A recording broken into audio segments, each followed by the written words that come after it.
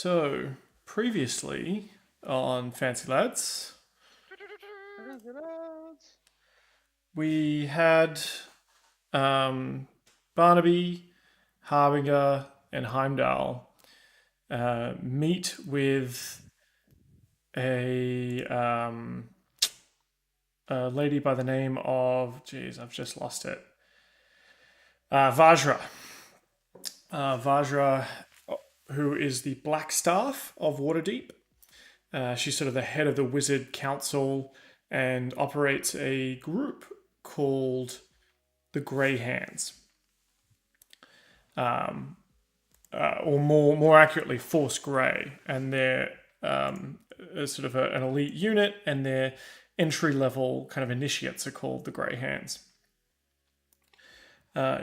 You agreed to kind of enter into their ranks somewhat, as long as you're allowed a level of independence, if I remember correctly.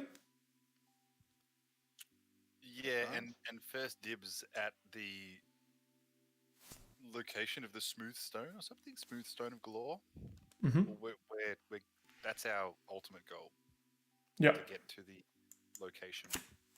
Not about the dragons, but about something that is held in that same location.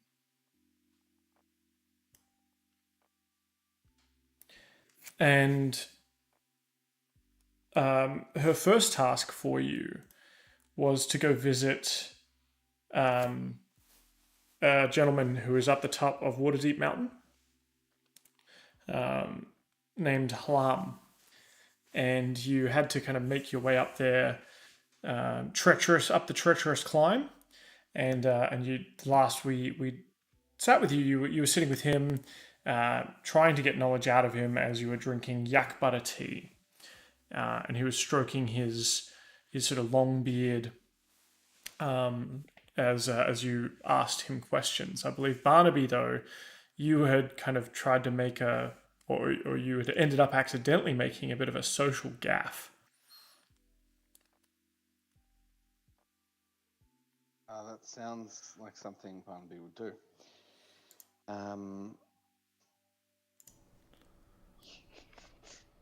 I cannot remember what it is that I'm looking at my notes, and I cannot remember what social gaffe I made. Logically, he probably doesn't either. Then, hey. That's right, I guess.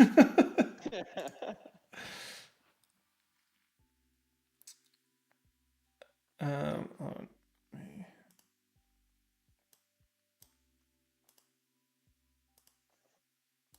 So what were we coming to this old geese to find out? We wanted to ask him what threats he had heard against the city. So Vajra, so he is like I guess a seer or something like that. So yeah. Okay. He sort of sitting there. He starts to adds a couple more twigs to the fire, and sips his tea, and says, "So Vajra has sent you here as a new Grey Hand initiate. Then Vajra sees potential in you. But tell me, what drives you? Is it love of the city, or is it you being driven by fear, by aspiration?" And he kind of looks at you, Barnaby. What drives me personally, sir, is love. Love for my friends who have become my family, for people I have met who have become like daughters to me and sons, and they are in trouble. In order for us to save them, we need to meet our paths align, and to save the city is to save those who we care about. He turns his attention to you, Heimdall. I am driven by a quest for knowledge and righteousness. So, not one to shy away from a scuffle in the pursuit of knowing more and becoming wiser, more in tune with my environment, which I find myself in.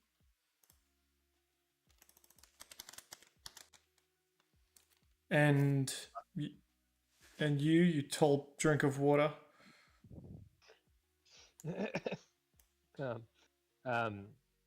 I'm driven, by the desire to uh, further the interests of the land, further the interests of my friends, and further the interests and deny the interests of those who oppose me. And he kind of he sips his tea and sort of nods slowly and says, "These are worthy words. Here. But I believe we will see if there's anything else standing in your way." And with that, there's quite a few things, if we're being honest. With that, you start noticing sort of smoke billowing up from the small campfire and filling the cave that you're in atop the mountain. He starts kind of breathing in deeply, and you the three of you kind of smell this this aromatic kind of scent in that smoke.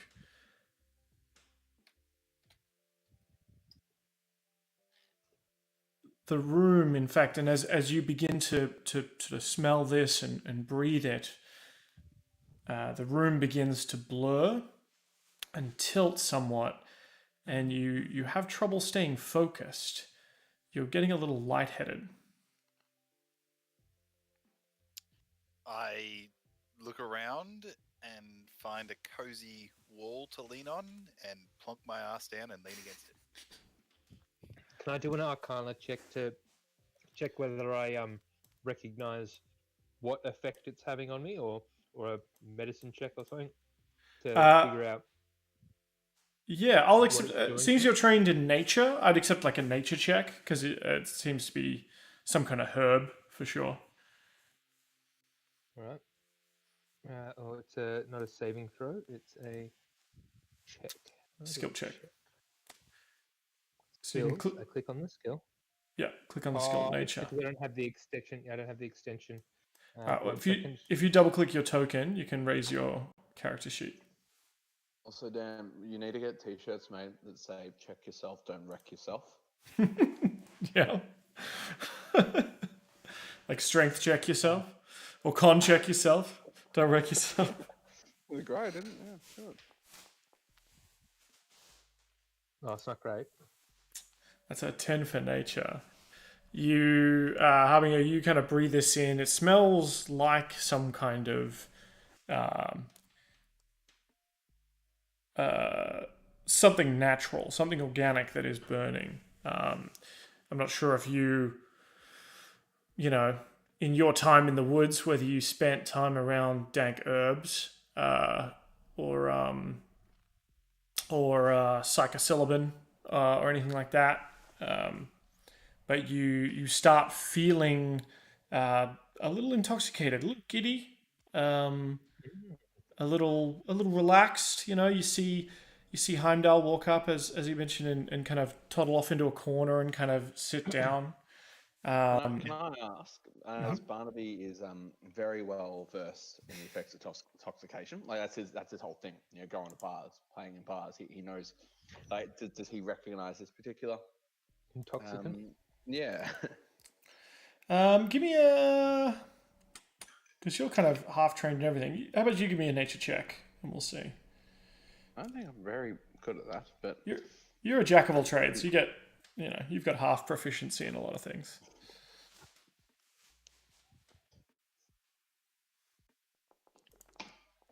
Oh, I've done a couple. Sorry. we'll take I mean, we'll take the first one, the 13, a little bit better. okay, that's fair. That's fair. You've probably come across something heady like this before. You know, the old pipe weed kind of smoke. In some establishments, some people smoke tobacco, but you know, there's always that one guy in the corner who smokes something a little riper.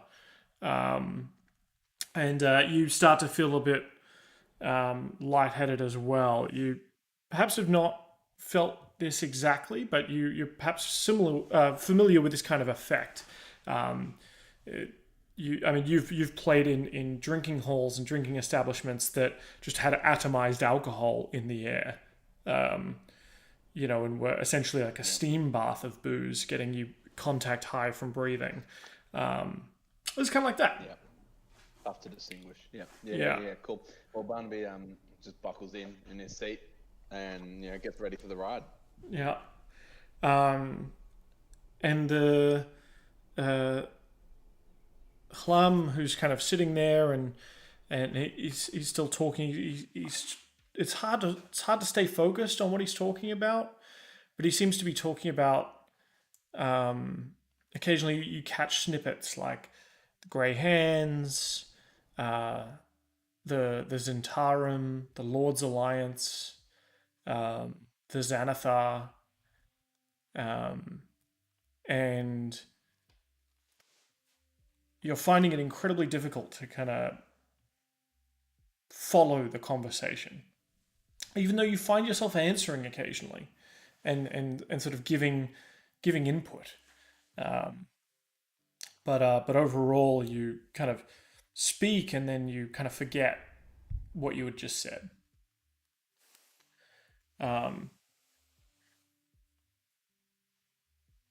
Heimdall, you start to see a sort of a stone corridor leading sort of further into this cave. And you can hear voices that you recognize.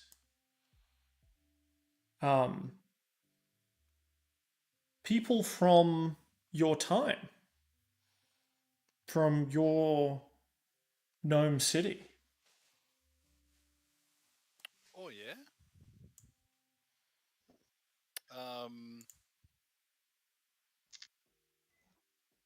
I look at my amigos and go, guys, just relax and just let it take you where it needs to go.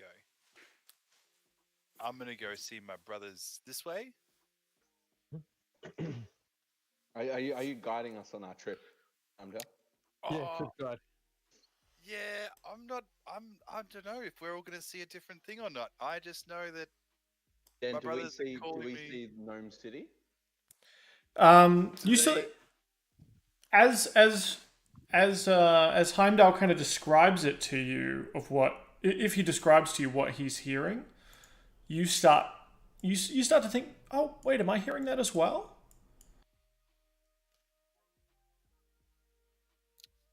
So I point in the direction of the voices and explain that not to fight it. Whatever's going to come is coming for a reason. And we're going to learn more about ourselves if we just don't struggle. So, Okay. Harbinger takes a big breath, relaxes, takes Heimdall's hand, and lets himself be led. Oh, Barnaby does the exact same, and he unclenches his asshole. So a big steadying breath. Yeah. Harbinger reaches his hand out for Barnaby so that we create like this chain, chain of oneness, and we start skipping down the hallway. yes. I like that. Yes, beautiful.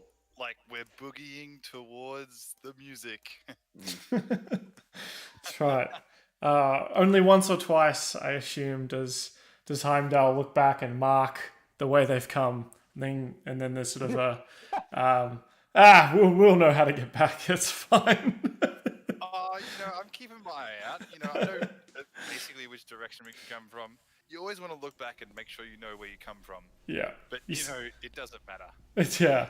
You set up some laser lights just so that you know which way the house is, so you can wander into the bush. And you wander through following the music, skipping along as you said, and you hear sort of laughter.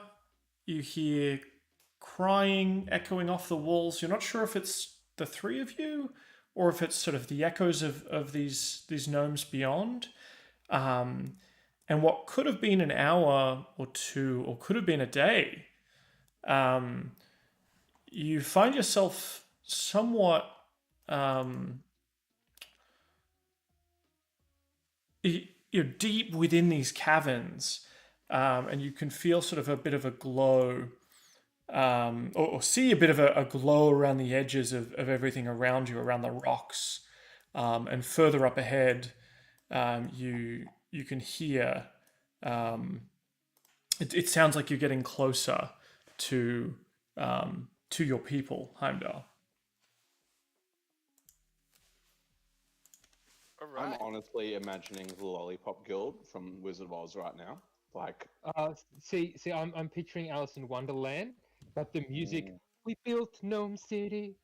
We built Gnome City on toadstools. that's very good. Very good. Beautiful thing is, you're all right. Nice.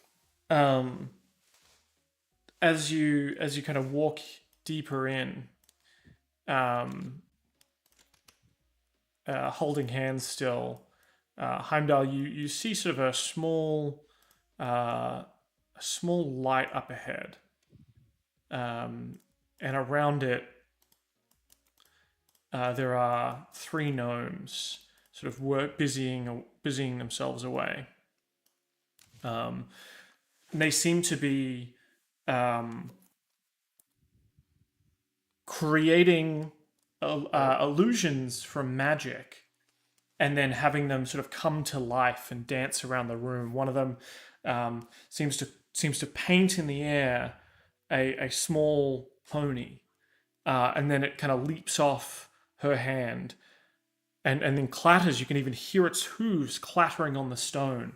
This small horse that's probably about the size of a cat, sort of clatters around the room.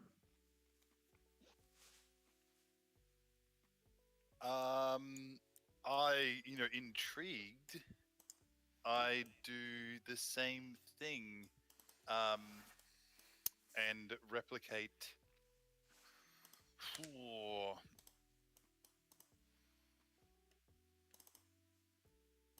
A tiny gnome Mm-hmm. that is no bigger than a 5-foot square, and When you say you replicate, are you conjuring or are you I am illusioning?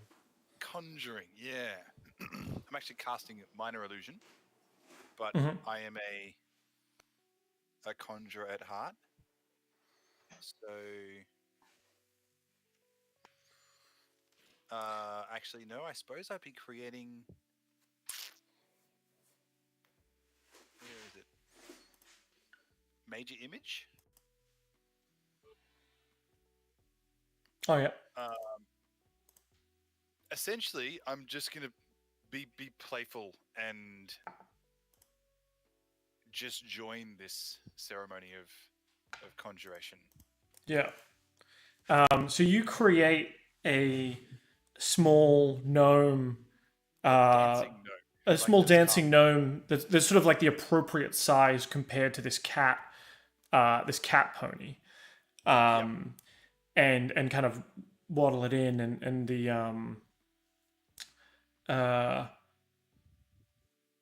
and as it sort of moves in, and the other three kind of look up at you, or not look at you, but like look at the Apparition. the apparition that you've created, and they seem to create small gnomes of their own that come in, and you hear them saying, Heimdall, Heimdall, what did you learn today? Show us what you learned. And the small illusory gnome that you've created, sort of conjures conjures itself yet another small. It's smalls within smalls. Conjures itself a small little bonfire, and the gnomes kind of clap and are excited, and kind of heap you with praise. One of them even sort of comes over and sort of ruffles your hair and tells you that I'm so proud of you. It's coming along nicely. All right. So this is fun, guys. What are you guys doing here? I'm talking to the other gnomes. I'm sorry, I thought you were talking to us. Well, I mean, maybe you say that out loud, and Barbie responds. Because I'm thoroughly confused. Oh yeah, just pretend that we've been here and we're friends forever, essentially. Alright, thank you. I needed something. Thank you. Yeah. The gnomes, sort of, one of them kind of walks up to your group and says, "What are we doing? We're waiting. We're waiting for you to return. You said you were going to get a book and you were going to come back." Oh my God, has it been that long? Jeez. I got a story to tell. Okay, before I do, this is Barnaby and Sprig. These are my traveling companions. We've been friends for a long time now. Except for Sprig, we're pretty new, but he's gangster. And well, we are returning without the book, but with many adventures under tail, and we're kind of just here to solve some mysteries. Yep. And you left our town. What was the name of the city you grew up in, Heimdall? It was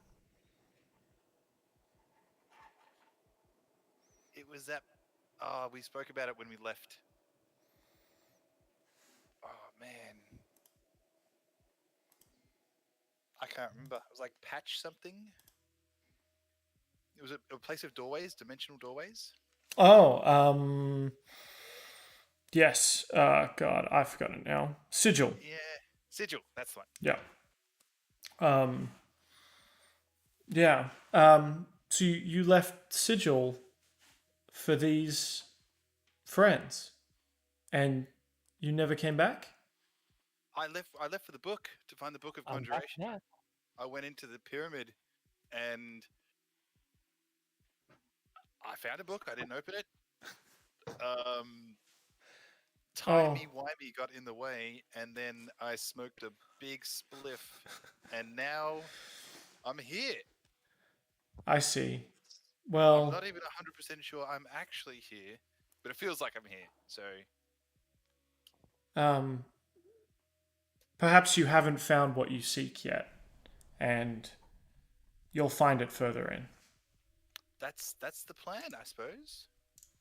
And the dwarf kind of leaves you and goes back to join the others. All right. Is it Onwards. dwarf or no?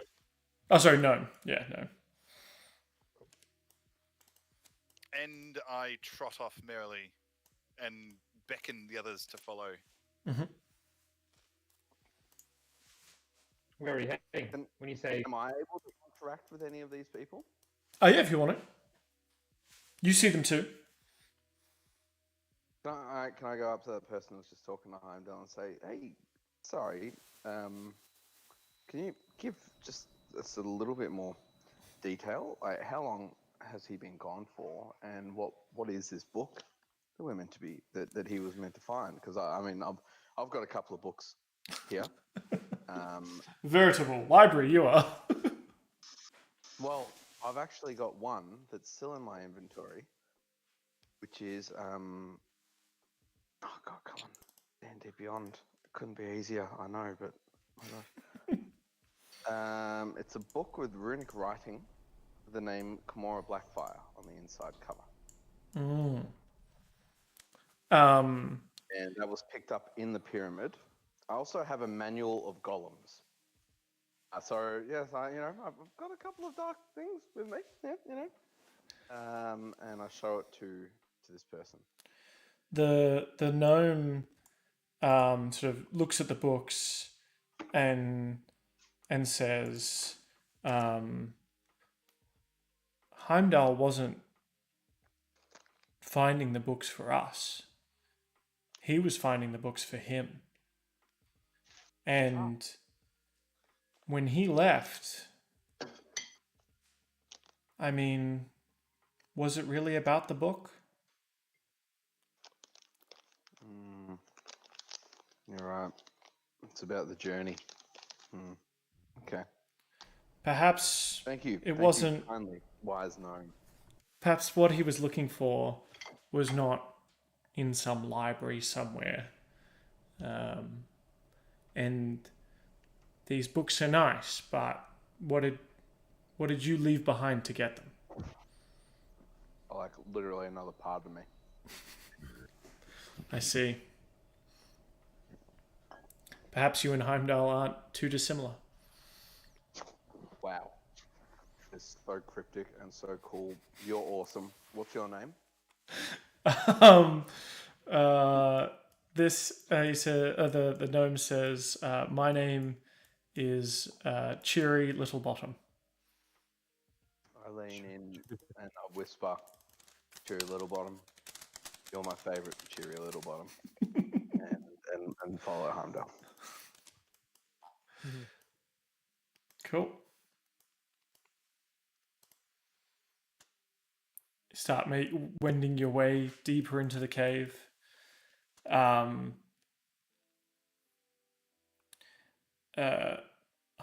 up ahead, I guess, seeing as you seem to be leading the way. I've just been dancing along the road. Yeah. You look back and Sprig and Barnaby are kind of where you left them, it seems. They're still in eyesight. It's all right. I won't leave eyesight. Up ahead, you see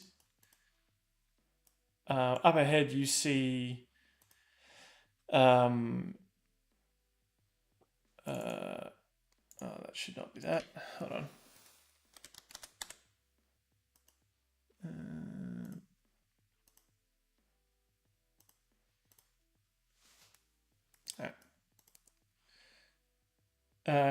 Up ahead, you see Heimdall, Heimdall, and then Sprig come into view of a human man, sort of in armor.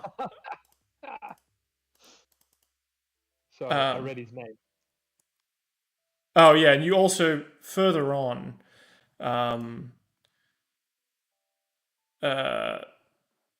see someone that looks remarkably like Barnaby. So Harbinger Sprig, not knowing about Tarnaby, starts to get awfully confused, and he's sort of because he's in eye shot of both Barnaby and Tarnaby, and he's sort of just going, passing his head back and forth between the two as he tries to figure out if his trip has gone a little bit too far.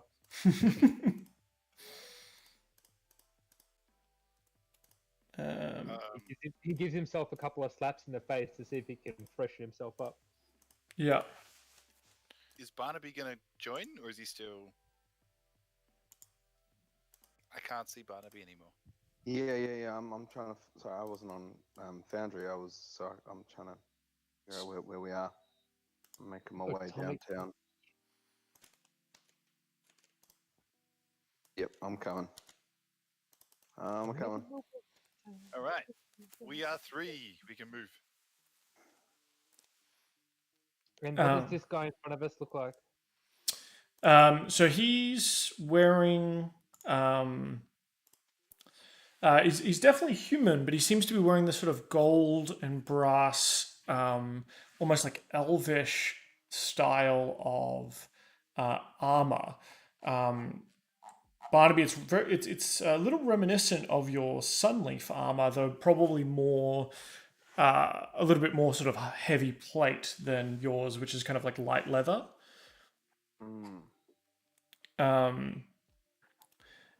You recognize, you see him sort of, and he seems to be arguing with someone who looks remarkably like you. And on the sort of shield that's slung over his back, you can see the symbol for the barony of Tharund. Okay.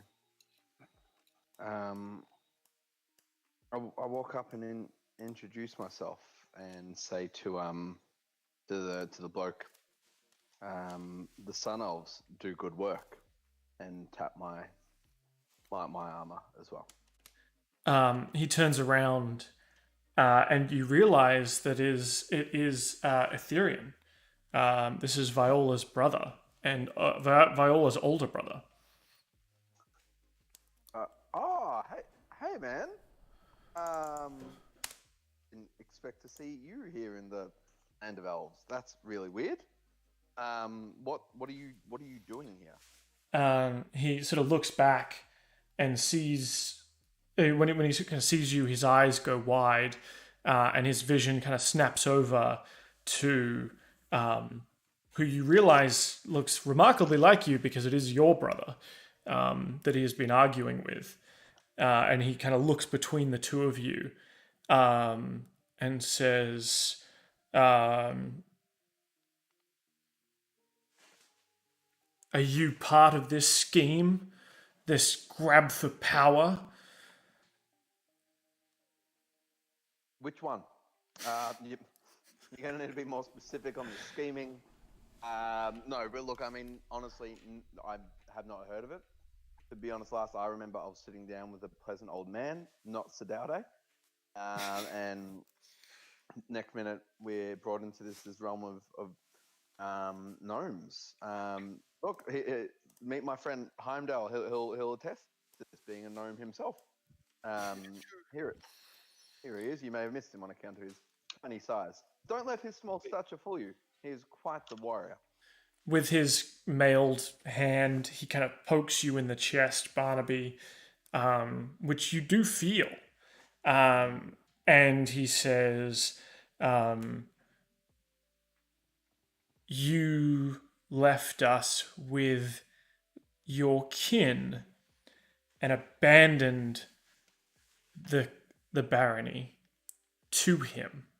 Now I need to know, was this your intent all along? Spurned by my sister's lack of love for you, that you turned her over to this creature? Absolutely not. I feel like there is some really significant misunderstandings that have happened here. Number one, I didn't leave. I had to go, or the world as we know it would have been absolutely in ruin. And number two, this piece of shit shouldn't be within 5 meters of a child, let alone a fucking barony. I'm more than happy to fight him with you. To be honest, I'm done with this shit now. I'm sorry. I'm really sorry that he's done this. Heimdall, like, are you able to get your boys or something? This is your realm. Oh, we're just gonna straight up. Like, patricide is killing a father. Fratricide. Is killing a daughter. Fratricide.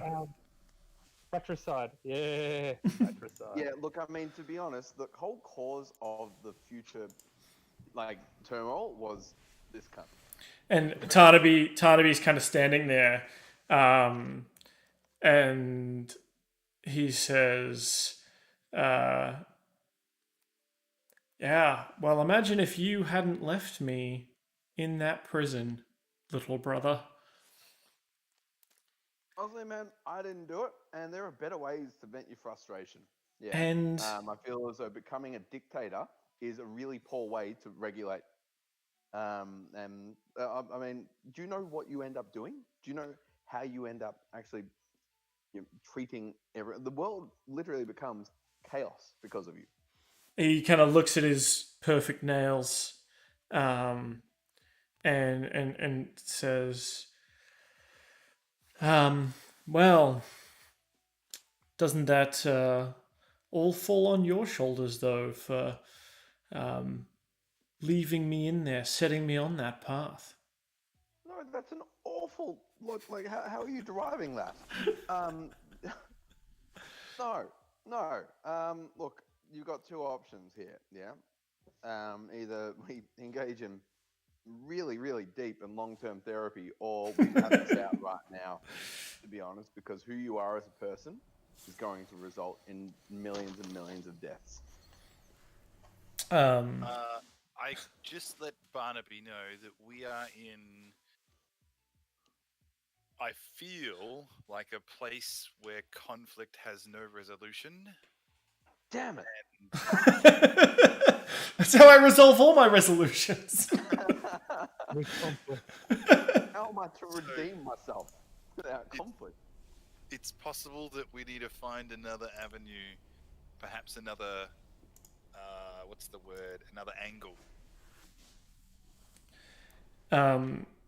Tarnaby says, "Look,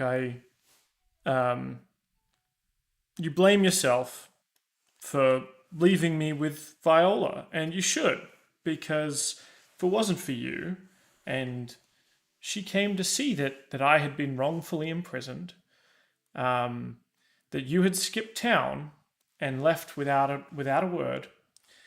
I mean, I think also your friends had beat me up, so she was quite gentle in nursing me back to health. And well, I mean, I don't need to tell you the future. It seems you've seen it. But I become the new Baron of Thurund, the new, and eventually, I'm sure, the Emperor of Nirath." What a dick. Yeah, absolute dick. You're a real dick, Tarnaby. Tarnaby, you do sound like a dick. I yell that from afar. Fairly disinterested, though. Yeah. So Is there any way I'm- that you can stop being a dick? Like, is there any other way that we can hash this out? And I say to old mate Ethereum, like, what was your plan in coming and having this conversation? Like, what were you guys hoping to achieve? He says, "I am here to protect my house, and we should. It is of my opinion that I should kill this man and you and anyone of your bloodline because you're inherently evil."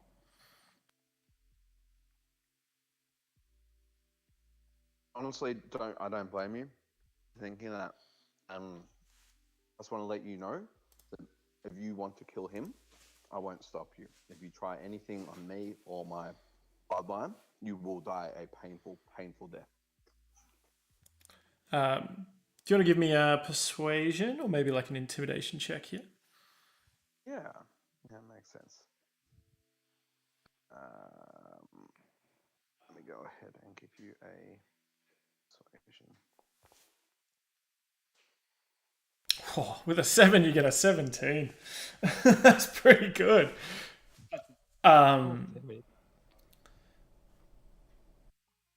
The the Baron's son, draws his greatsword, lets out sort of a commanding war cry, and charges at Tarnaby.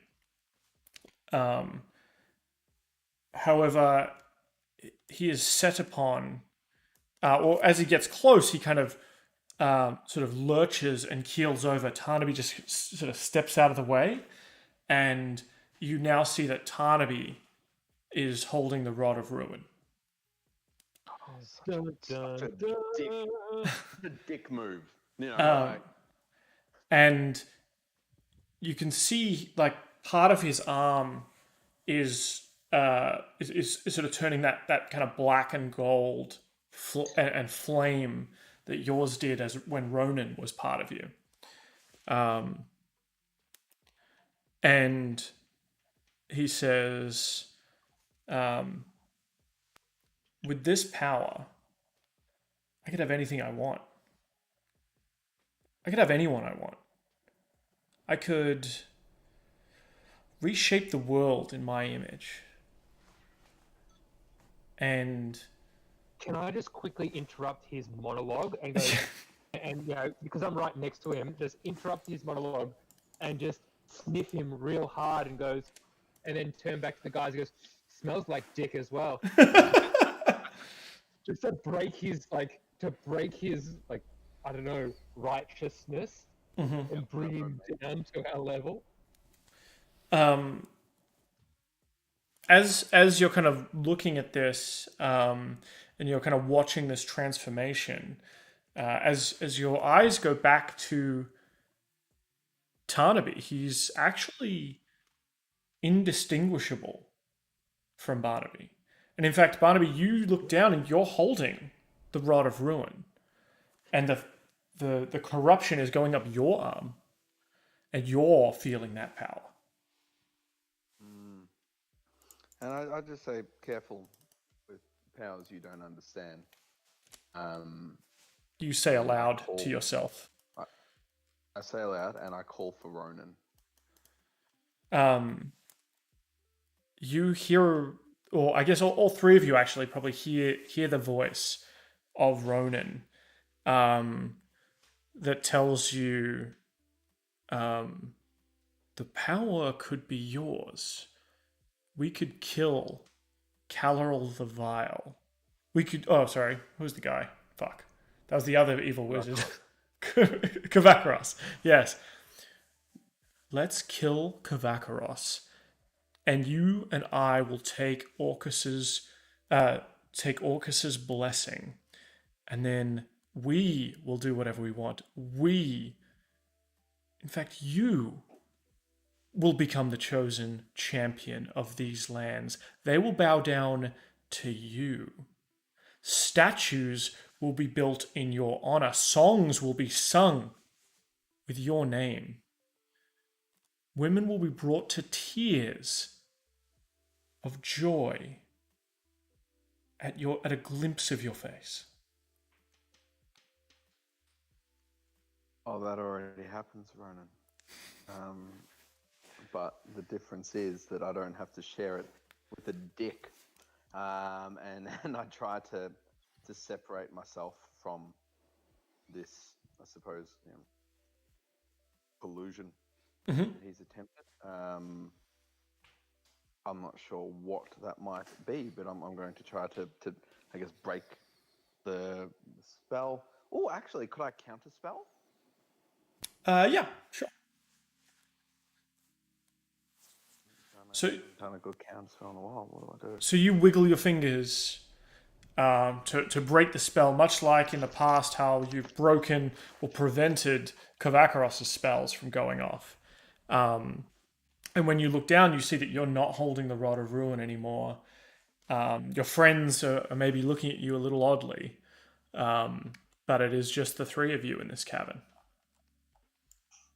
Ah. Oh, it's fucking weird. It's like, a little bit higher than I thought. Yeah.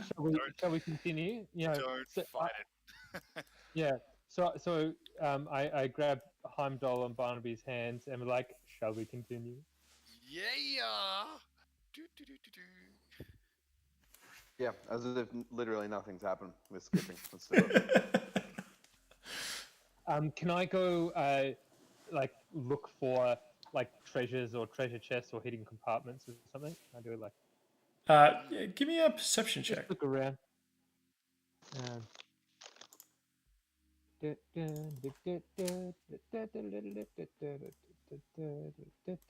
not very perceptive.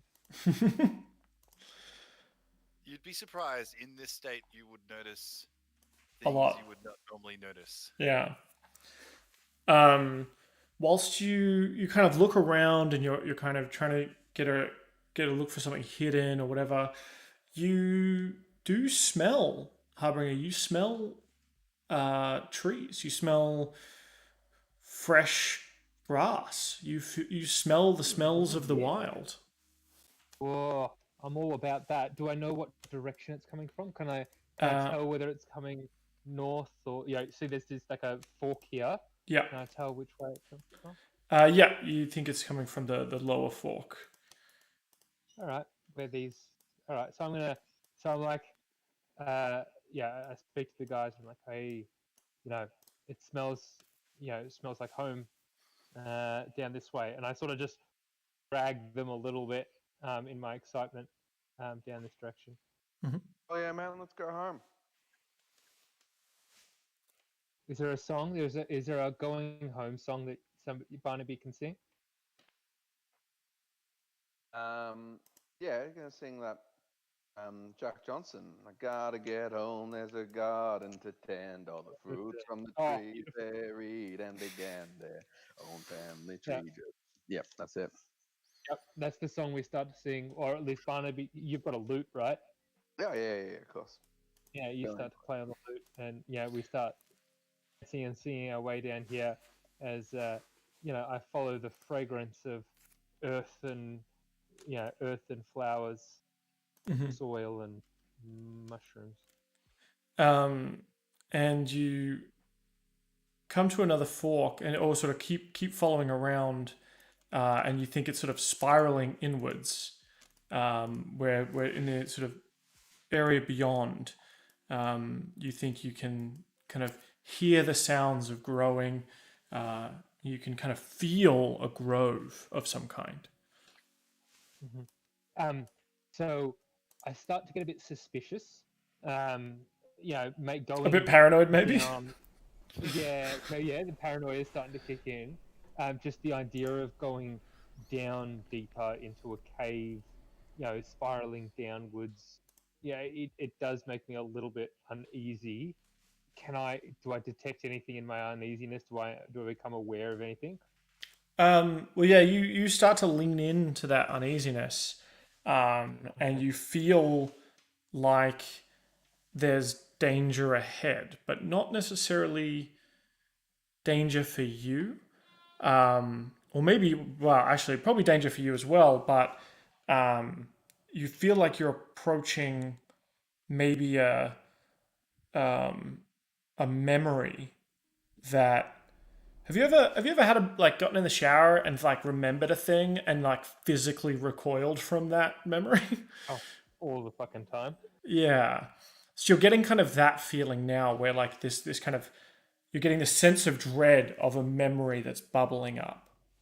A time when you were in a grove, and you watched it turn to ash and become corrupted, under your watch. You failed to protect it. And as you kind of move around the corner, you can see this sort of beautiful grove. It's like you were worried about what you were going to see. You were worried about this you were going to turn the corner and see like a car crash of a grove. But no, this one is quite beautiful, and there's even a druid sitting there amongst the greenery, and you recognize him. What is his name? Is Ingrid. Ingrid. Yep. I quickly run up to the grove and in my relief, having expected it to be burnt and corrupted, and my relief in seeing it healthy, I kind of either drop to my knees or run to the nearest bush and just like run the leaves through my fingers in relief and sort of almost joy that I didn't fail after all. As you do though, and you run your fingers through the leaves, they start to sort of crackle. Some of them start to sort of crackle and turn to dust in your hands. And as you reach for others, you grab for the roots. They kind of start oozing and turning to slime. As you look up, and Ingrid is kind of looking at you in horror, as sort of little spores and pustules start breaking out all over their face and body, and they kind of let out a moan of pain and suffering. Becoming extraordinarily agitated by this, reliving a past horror and a past trauma. I run from to Ingrid and try and hold on to them before they slip away or become too corrupted. I start to relive the trauma of my past failure in failing to protect the grove that was under my stewardship. Sorry. Yeah. Can Heimdall like notice probably not the grove disappearing and all that, but can Heimdall notice the freak out happening in? You see the grove kind of dying and disappearing as well as the freak out by Sprig. Like you've all been seeing each other's I guess histories haunting you. Can I calm Sprig and be like, this is all just this is a trip, and it's just a story. Take from it what you want, but don't be weighed down. Do you want to do a persuasion check or something like that? I mean, you can just. I mean, that's what he said. You can choose to be persuaded by it or not. I think as well. So I think I'm a little bit. Yeah, I think I'm a little bit overwhelmed by reliving this trauma. I need a bit I need a bit more to get me to calm down. I'm staring you dead in the eyes, taking your focus away from everything around you and telling you to breathe. As Sprig is kind of panicking and sort of wailing, trying to help his friend, you notice these mushrooms start to kind of stand up out of the earth, themselves sort of shaking off spores and moving towards you with malevolent intent. Malevolent.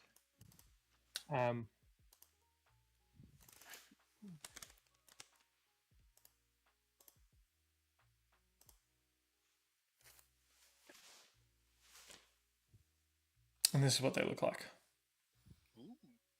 Oh, wait, lost it. Hold up. I can send it up again. There you go. Oh, cool. Even they look somewhat corrupted and deformed. They're normally what you recognize as myconids, Sprig, are normally usually quite sedate and peaceful civilizations, but these have sort of growths in weird directions and move towards you. I'm actually going to have you roll initiative.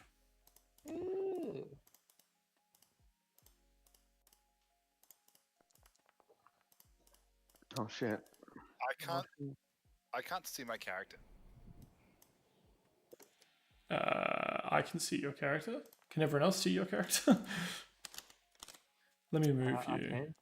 Wait, no, I can only see. Yeah, I can see you. Yeah. Oh, there we go. Okay, I got a little bit of light now. It's coming around like a semicircle.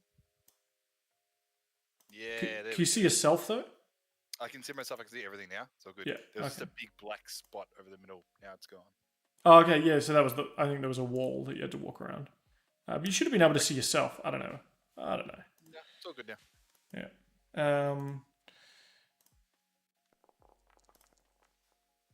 Wait, how did you get 13.1? How are people rolling point ones? I think it takes your initiative modifier or your dexterity modifier to so it can break ties. Okay. Heimdall, you see these things sort of moving towards Harbinger as he wails away, sort of upset, clearly upset by what has happened to this Grow, and seemingly his friend, perhaps even oblivious of these mushroom creatures descending upon him.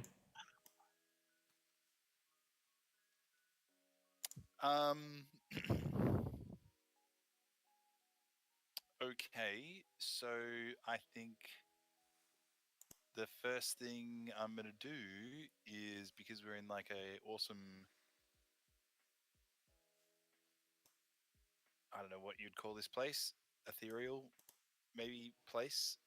I'm gonna cast Dispel Magic on the big guy. Cool. Mm-hmm. Because I feel like this place is just all made of magic. So you ready your spell and incant the words. You choose one creature, object, or magical effect within range. So you're sort of choosing the creature, the big one. Mm-hmm. And you try to dispel any magic that is upon it, and you realize that it is not an illusion. It doesn't. It's not some sort of animated construct. As far as you're aware, this thing is real. I yell at to Sprig. Run, Sprig! It's fucking real. Oh no, no! I'm already peeling my I was face wrong. off. I was wrong. It's fucking real. Sprig. Is it my turn? Is it? Yep. Okay. Okay. So that just So brilliant. so Heimdall just cranks my anxiety up to 11, right? And I'm just like, fuck this. And then I cast like just an unreasonably OP spell to try and do it, which is just a wall of fire Mm-hmm. into the grove to just try and cauterize it or burn it or just get it away. Okay. And it's like you create a wall of fire on a solid surface within range. Mm-hmm. You can make the wall up to 60 feet long, 20 feet high, 1 foot thick, or a ringed wall up to 20 feet in diameter. So that's massive in this little area. Mm-hmm. And again, I don't really consider that. I think it's good narratively if I don't even consider the logistics of this just exorcism of this area that I'm going to create. So I'm just going to display it. What would that look like in practice in this little area? Yeah. Well, it depends. Are you making a straight wall, like from you, a straight wall kind of in front of you, blocking you off, or are you ringing the entire grove in? Yeah, it's a 20. What does a 20-foot ring look like?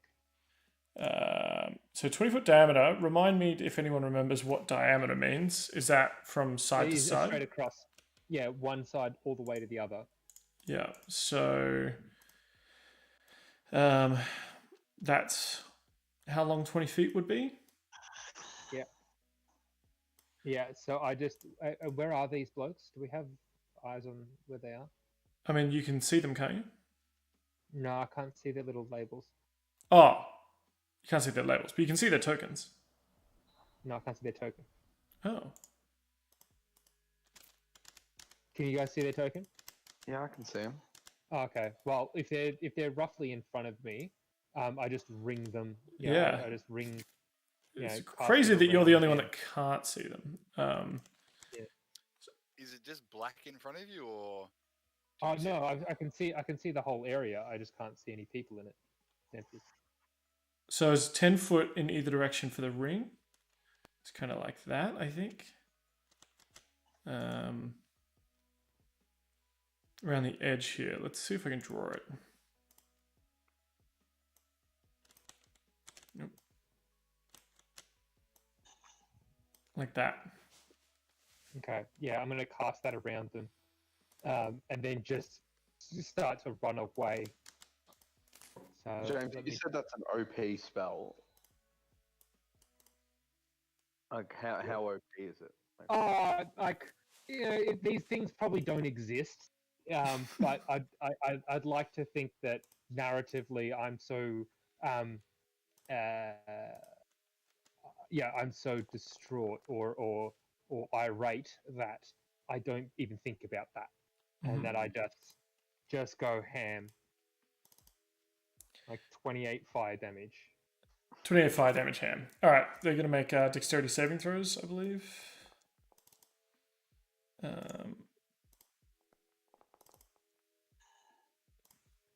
nice.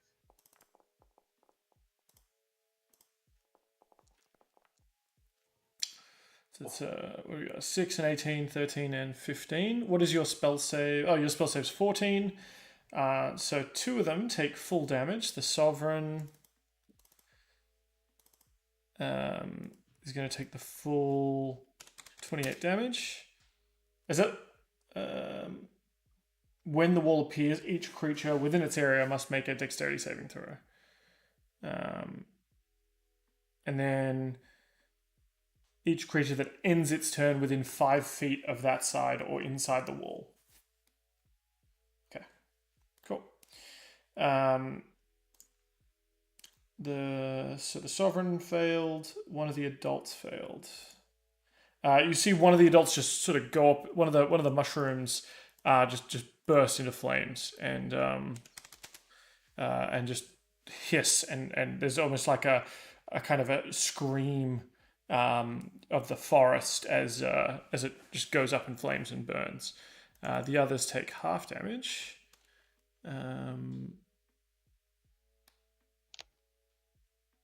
What's half of? Okay, so 14. Cool.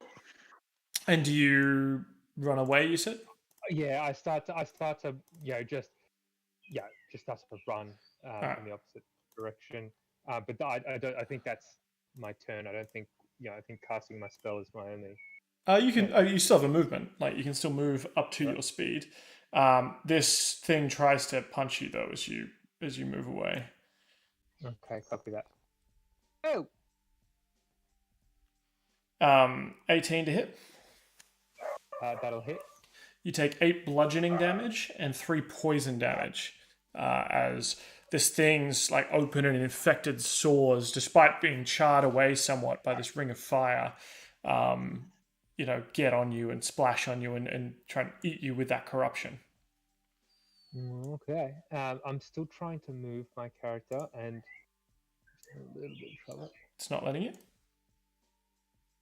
Every time I click it, it kind of highlights it. I get little triangles.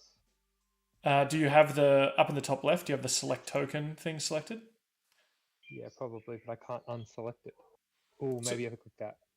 I got it. Yep, thank you. Or if your token is selected, you can also use WASD to move them around. Oh, that's cool. Cool. Yeah, so that's 30 feet or whatever it is. Yeah. The Sovereign comes lumbering after you. It can't get very far though because you've got friends in its way. And what has it got here?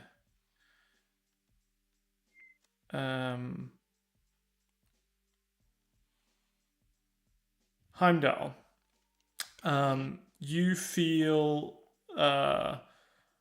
you see as it runs, it's partly on fire, running out of this ring of fire towards you, and it kind of gets out and seems to be shaking off the fire, trying to sort of get the last bits of embers out of its hair. A bunch of spores come down and kind of land upon you. I need you to make a Constitution saving throw. Okay. I'll do it. Constitution saving throw. Cool.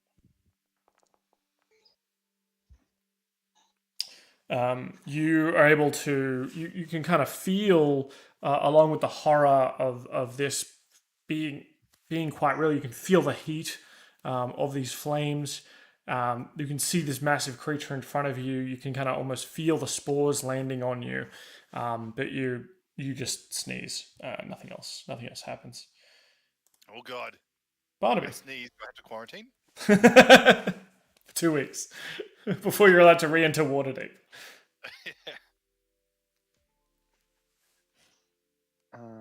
Cool. So I am going to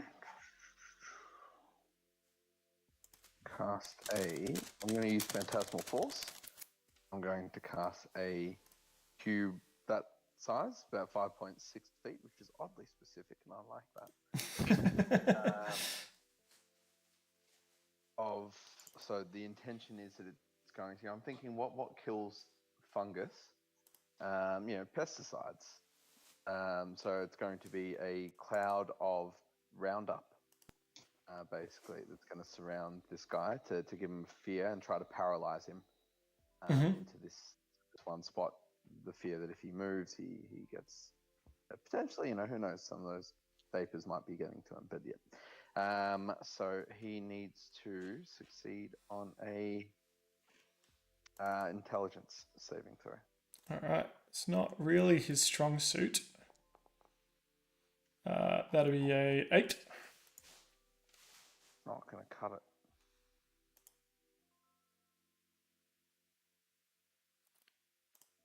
So you create sort of a hallucinatory cloud of Roundup, fungicide for this thing, and it starts kind of scratching at itself, trying to pull, trying to get away from that. Does it take damage specifically? Yes. Well, I mean, if it enters, sorry, I've just made a couple of other cubes. If it interacts with it. Actually, I might. Yeah, I might put him in there. Yeah. So he's within a cube. Yeah. Or a circle of it. Yeah. And he does take damage. He takes 1d6 psychic damage. Yep. If it's in the area or within 5 feet. Oh, or within 5 feet of the target. So you've created a sort of like a box of fungal side to try and prevent it from coming any closer, Yeah. Yeah. Cool. And so do you want to roll me? See the damage as a type appropriate to the illusion. So I'll give you a d6.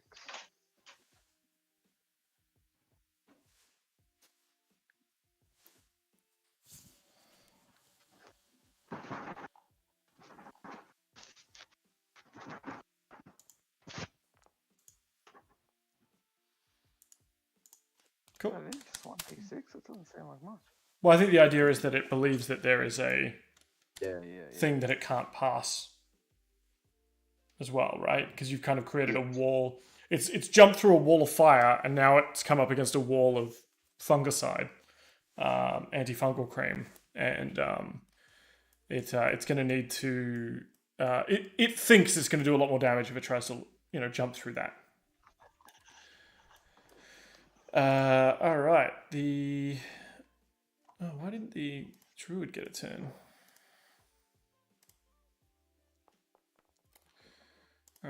Ingrid yells out, "Sprig, please don't leave us again. Save us!"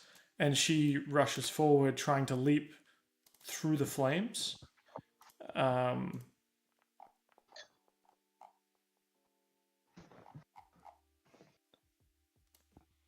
And as she does, the flames just kind of consume her, and she collapses on the ground just outside the ring of fire. Her Oh, what have I done?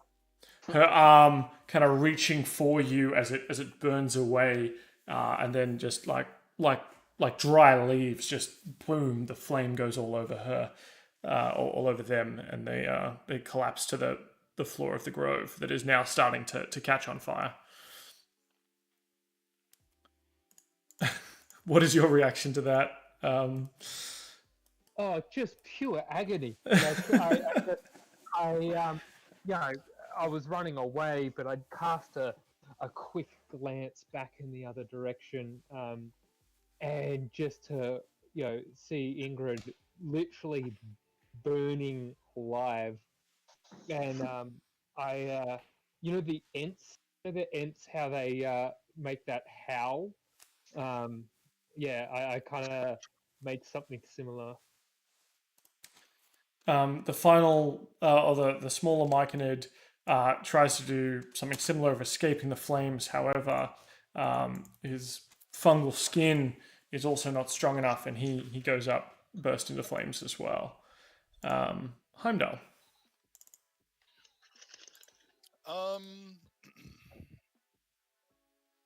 I feel like this trip has pretty much run its course, and I vote to head back to the beginning. GTFO? Yeah, shall we Amstray? Yeah, don't worry, I am already out the door, mate. Yeah, I'm with you. Okay. I'm sure, we'll laugh about this in a few minutes. He said hopefully. Barnaby, you coming? Yeah, if that's what we're doing. I mean, if we can run away, sure, let's do it. Let's get out. Well, I feel like everyone's dead except for this giant spawn beast who's now trapped in a shield that he can't really get out of, so we're pretty much cool to go. Mm-hmm. I am going to allow that. Sure, you start making your way out at speed, I imagine, and as you go to as you try to as you start to leave.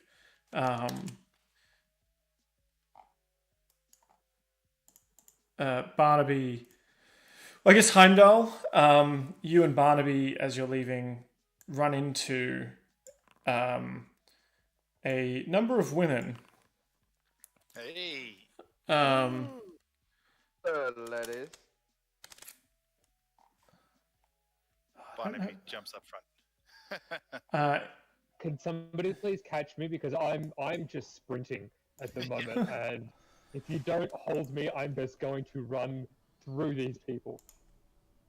I grab you and then kind of use your momentum to spin around as if dancing. Barnaby, you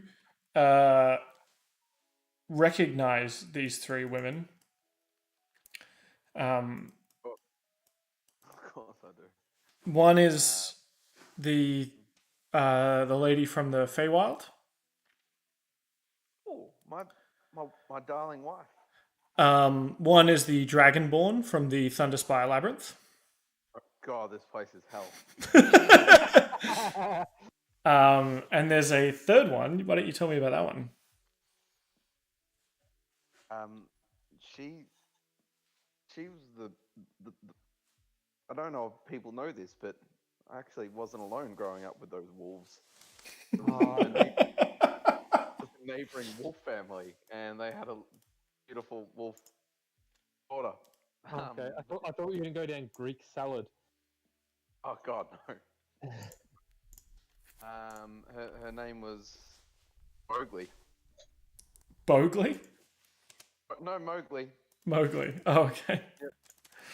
And she was a bit of a sort of a wild woman, a wild girl, also raised by wolves, I guess. Well, but she, knew enough about monogamy to know that, for me to feel a little bit in trouble here.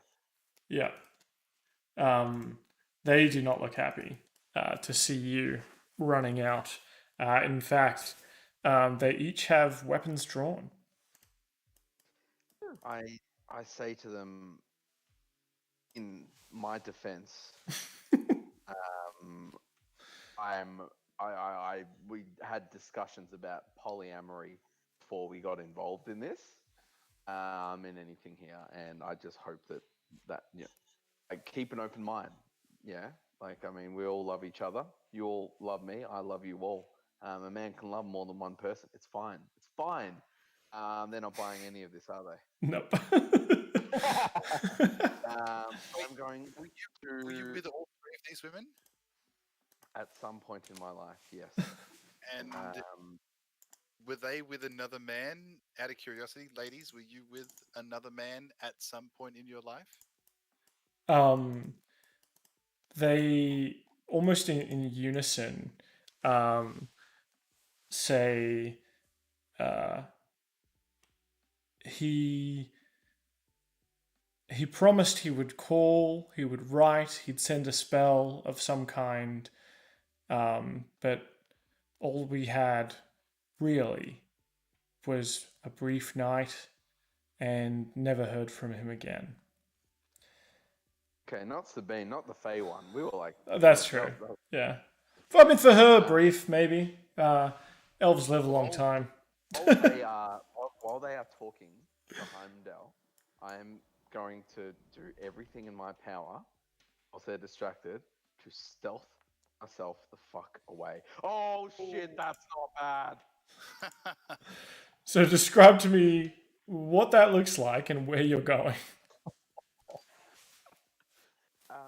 So I imagine Heimdall. Oh god, you are a bro, Heimdall. I'm just gonna like try and cause distraction over here, so I draw their attention. He draws their attention. As he's drawing their attention, I'm literally like tippy-toeing, like who are those? Dick Dastardly in Wacky Races, like tippy-toeing away with my hands like in front of me like a T-Rex, like just walking away. Yeah. Yeah.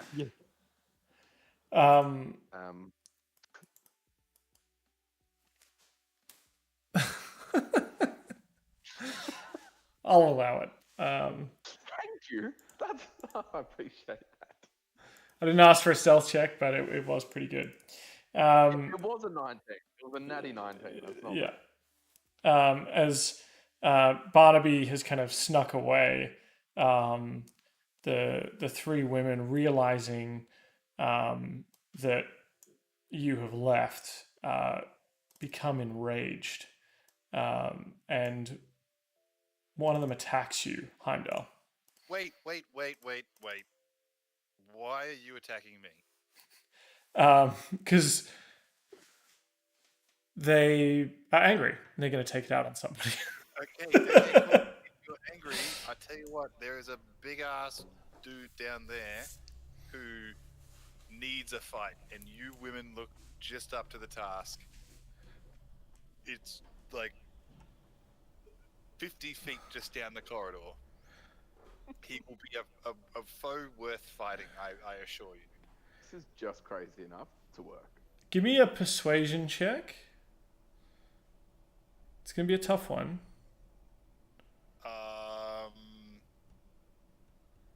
Oh, wait. This one. Persuasion.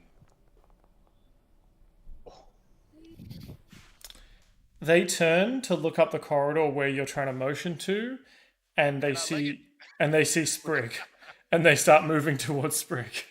Oh god, no. Right. Is it Sprig's turn? One of them is going to lunge at you with her spear. Okay. and you're going to take 6 piercing damage. Hang on. Are we in combat? Do we need to roll initiative? You're still in the same initiative. It is now Sprig's turn.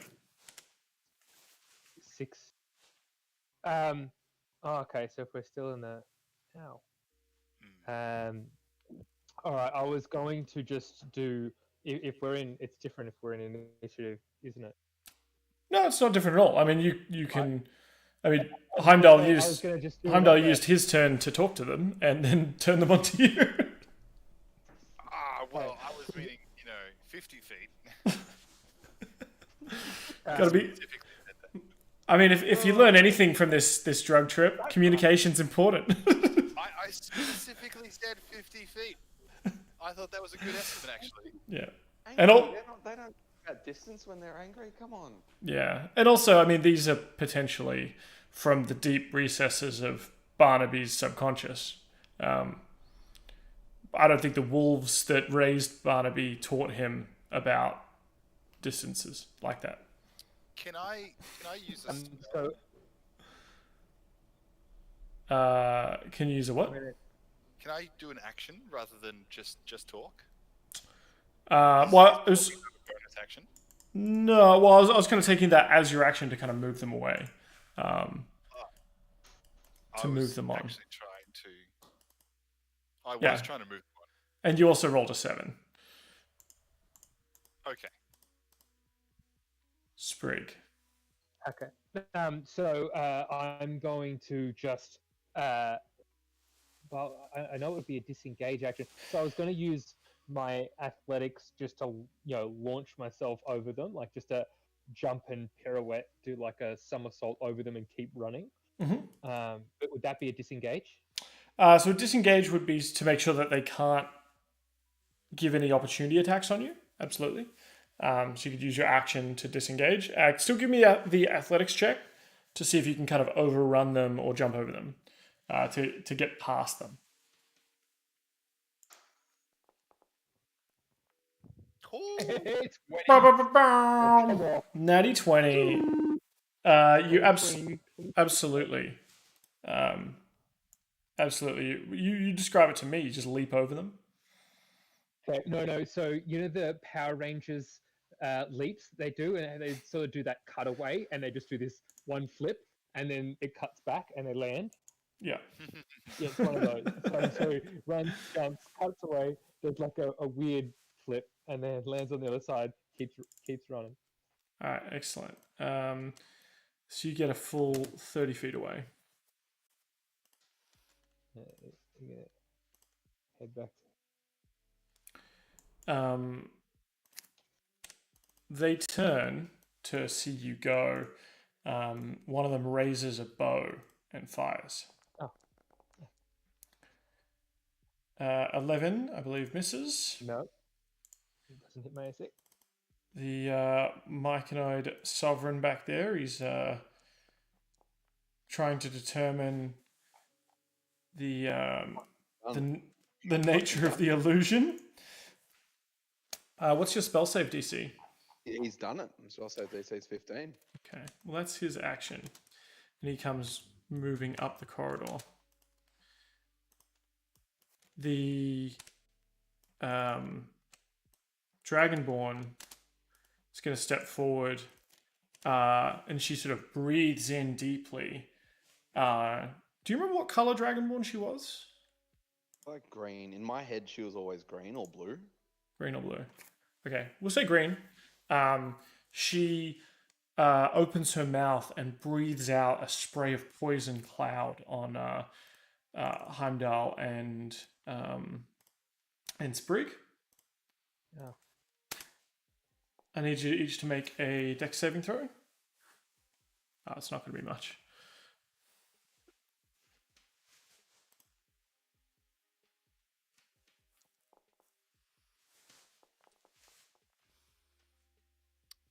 Back. Didn't do great.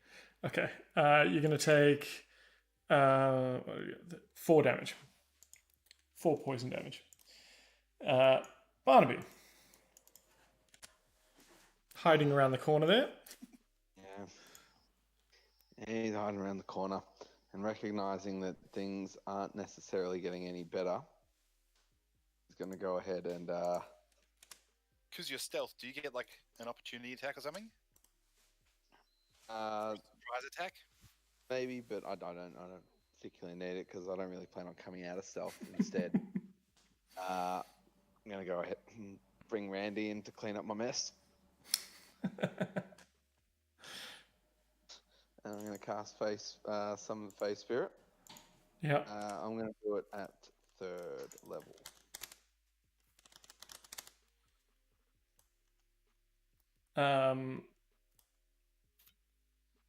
Randy appears. What form is he taking? Yeah, good question. I think he's going to come out this time. This time he's going to be joyful because, you know, Barnaby, whilst he feels sincerely guilty and shameful about what he's done, he's also recalling the times that he had. You know, he's feeling pretty good about himself as well. He had some fun with all 3 of these lovely people. Mm-hmm. So Randy's going to come out in a joyful mood and have the ecstatic step. All right, excellent. Does he get to do anything on your turn directly, or? He moves after me, so I suppose he jumps into the initiative order, so it's his go. Yep. Yeah, so it's his go now. Cool.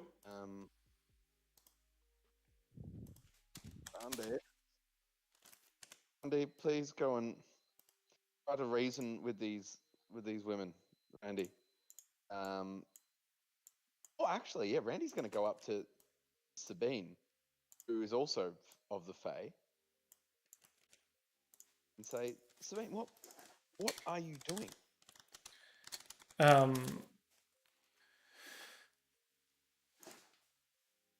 She says, by Lord Corellon, by the god Corellon,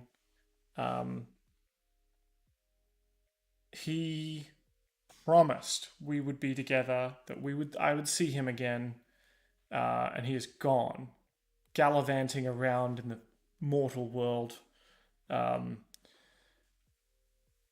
He's turned my summer court to winter.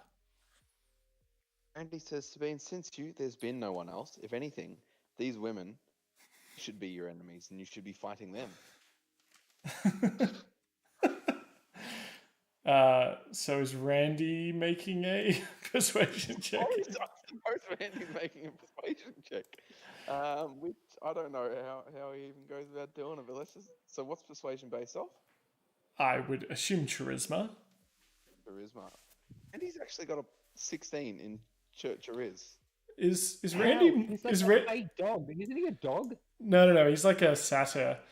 Is Randy more charismatic than Barnaby? No. So Randy's got a 16. Barnaby's got an 18. So Randy's got a +3. Barnaby's got a +4. Yeah. That's not bad. That's not it. I thought you were worried there for a little bit. You're like, oh! Just had to check. Really was. So everything I've put in there for Barnaby's subconscious to be afraid of in this dream, the only thing that almost got Paul was Randy being more charismatic. Oh, so good. That's beautiful. You can't script that. I'm gonna just go ahead and roll a d20, and then we can. And then add 3. Yeah, because I don't think he's trained in persuasion. Yes, that makes a lot of sense. Roll 1d20, please. Thank you, computer. 14. Right. Oh, not bad. Not 14. Bad. Let's see.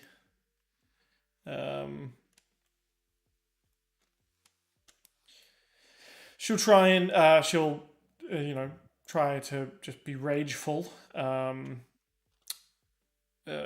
during all this, and she maintains her rage. She says, in Sylvan to Randy, which I'm not sure if Barnaby can.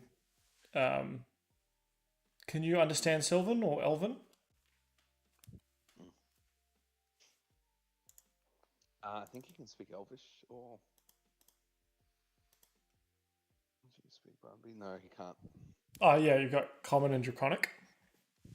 Yep. According to this, so she says to him, she starts like yelling at Randy, but like pointing to where Barnaby ran off to, or like pointing at his friends in general in that general direction, and by Randy's look on his face, like you see even Randy wince at some of those words. Like there's some fey expletives in there that I won't repeat because I'll get banned from Twitch. Well, you're a gentleman, yeah.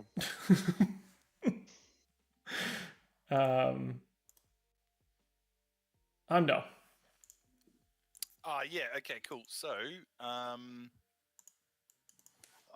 am going to cast Sleep at a 3rd level. Mhm. No. Have we done damage to them yet? Nope. I feel like we haven't. Okay. In that case, I'm just going to do Sleep.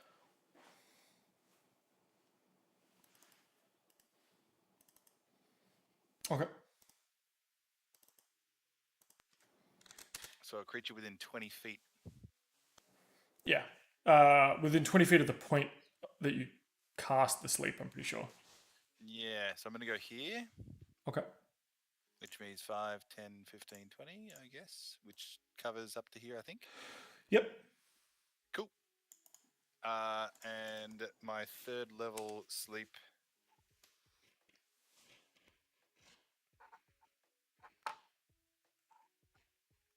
Rolls an additional 2d8 Okay. each slot above 1st level.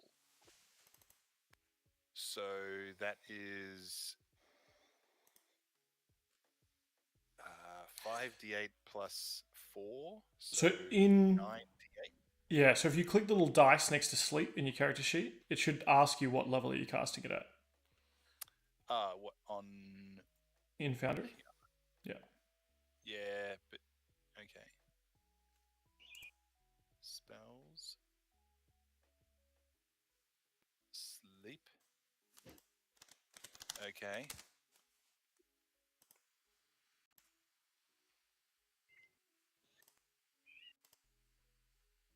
So when you click the little dice next to sleep in your spell book, Yeah, it said I don't have available spell slots, but that's wrong. oh, So I'm going to say it doesn't consume a spell slot and do it again. sure.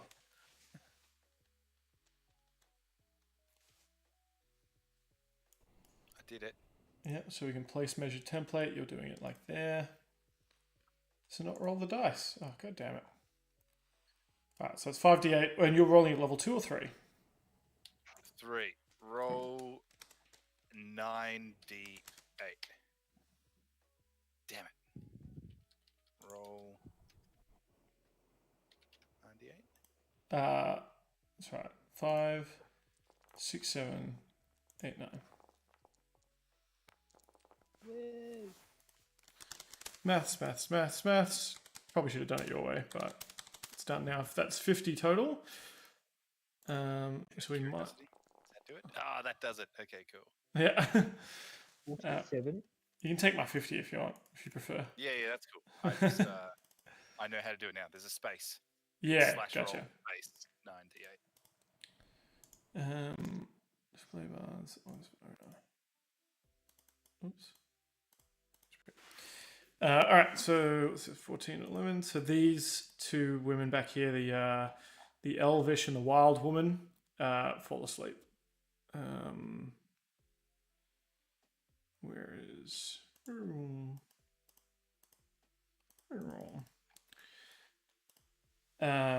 Randy gets a little bit sleepy, but he's fine. Cool. Harbinger? Okay. I cast Spike Growth. Oh no, that's the wrong button. Oh, don't tell me it's. How do I cast in this? Spell slot. Spell, no. Maybe I'll just do Well, I it. can see it. The ground in a 20-foot radius. Are you rolling from D&D Beyond or? Yeah, I'm trying to, but it's Yeah. not giving me the option. Am I? Oh, it's come Can up. someone cast it? 2d4 piercing damage. Oh wait, so it doesn't roll a dice. Yeah, sometimes it does, sometimes it doesn't. It depends on the spell, I think. Yeah, I can't roll a dice on this one. So I guess it just succeeds in creating this spiky growth. Sure. Where are you putting it on the ground? Can you? Well, yeah, I was gonna. So if these guys are asleep, they don't see it, which is good. It's 20. Was it 20 feet? Was it? Yeah, 20-foot radius enough centered not on a to point. capture me. Well, that's massive. Yeah. So, well, just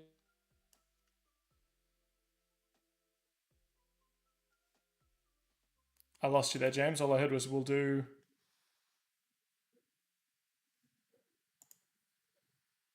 James? Is it anyone else lost him, or is it just me? yeah. No, I lost it for a sec, but I'm back. Okay, cool. Sorry about that. That was a short flip. Yeah, just the same as Heimdall's Yeah, because it's a 20-foot radius. So yeah, just cast it so that it doesn't hit myself. cool. The area becomes difficult terrain. When a creature moves into or within the area, it takes 2d4 piercing damage for every 5 feet it travels. The transformation of the ground is camouflaged to look natural. Any creature that can't see the area at the time the spell is cast must make a wisdom perception check when they turn up, I guess. Yeah, cool.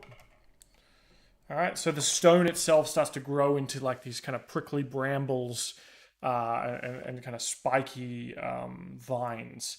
It's very razor fin crawl up in here. The sovereign comes lumbering into it, mindlessly gets cut up by a lot of these. So can you roll me the 2d4, please? Do you mind doing it for me? I'm just having trouble loading stuff after my crash a second ago. Yeah, sure.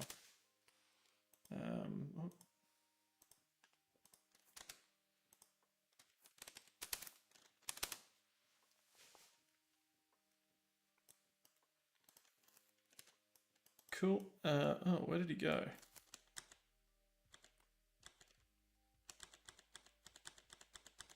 So I just delete him. Mr. Sovereign. Okay. Sounds to me like he's disappeared. Does that if it's difficult terrain, they can only move half the distance, right? Yeah. Yeah. I'm sorry, Randy. And he seems to be getting sort of cut up and sliced up, and seems to be sort of moaning and groaning in some kind of low frequency sprig. Wait, does this do damage to everyone? Anyone who tries to move through it. Yeah, cool, awesome. When a creature moves into or within the area. Yeah, sweet. So the sleeping people aren't going to be woken up. No. But if they do wake up, they're super fucked. Yep. Yeah, the Dragonborn steps down out of the spike. She's going to take a little bit of damage here. And she's got a short sword that she's going to try and... once per turn, the Dragon makes a weapon attack with advantage. Okay, all right. So she's going to sort of, in a rage of lust and loss, take a swing at you.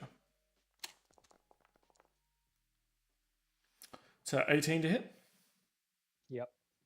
That's 7 piercing damage. Barnaby, you're hearing the kind of sounds of combat and battle behind you, as you're making your way through this. You're making your way quietly through this corridor. He's not enjoying it. He's not enjoying what he's hearing. You kind of feel alone in this corridor. Not a feeling that Barnaby likes. That's why he's typically tried to find comfort and intimacy in the. And summoning his own friends. Exactly. So I can't access Barnaby again. Sorry, Dan. I can only see Randy. If you unselect Randy by like pressing escape, can you see all your friends? Oh, there we go. Cool. So, I mean, look, realistically, Barnaby is going to. You're just running, just dashing away. He's going to continue to run, but he is also going to. He can do that 60 feet. Okay, let's see where 60 feet will get him from there. Oh, geez, that's a circle. I don't want to do that. That's not right. I want to do. Why do I have a circle selected? So if you select if you get basic controls and the select token thing, which is the top left thing, the little man, and then like the square box kind of thing. If you hold control and then left click, you can kind of do a ruler. Yeah. Ah, okay.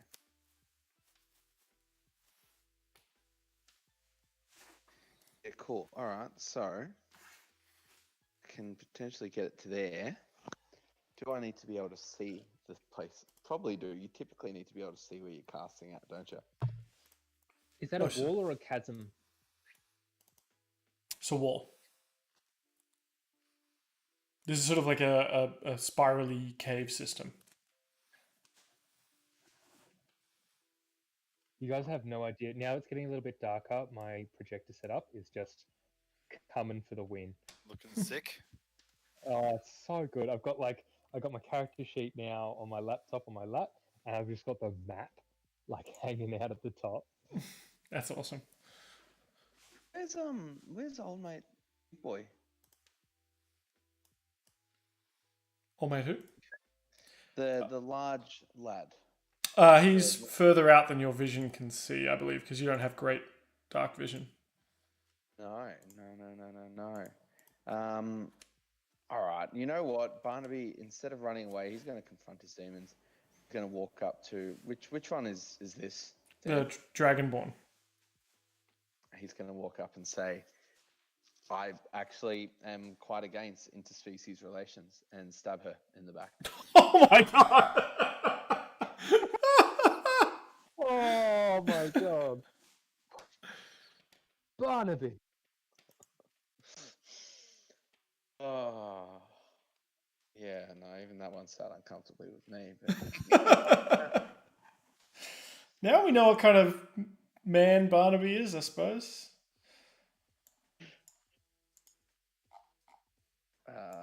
Attack. That's so disappointing. Yeah. Yes. And with his final bonus action, he's going to turn to Randy. As he's missed after attempting to stab on such a witty quip as he would like to think. He turns to Randy and he says, "Don't be a bigot, Randy." And Randy feels inspired by that and now has inspiration. Okay. All right, it's Randy's turn. Yeah. If Randy moves, if he face steps, is he going to If he face steps, it's fine. It's only if he like walks through the bramble area. Yeah. Okay. So, well, before he does that, he can do that. He is going to slash at old mate. He does, what is it? So it's the attack +3 plus the spells level, so it's +6 for his attack. All right, Randy.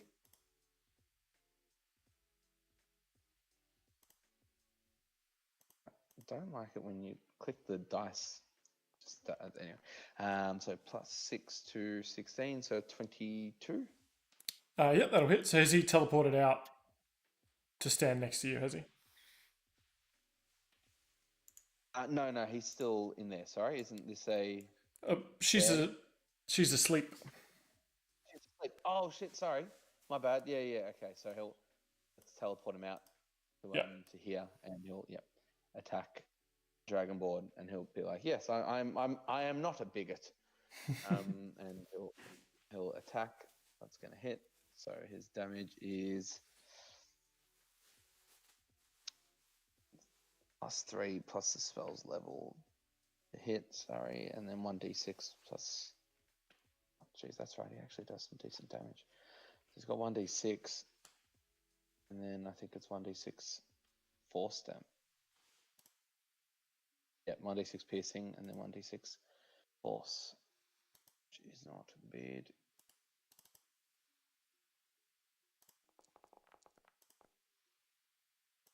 And then it's plus the spell's level, so 3, so 11 damage. Cool. All right. She's taking a couple of hits now. She's still looking mighty pissed off, especially at that comment, Barnaby.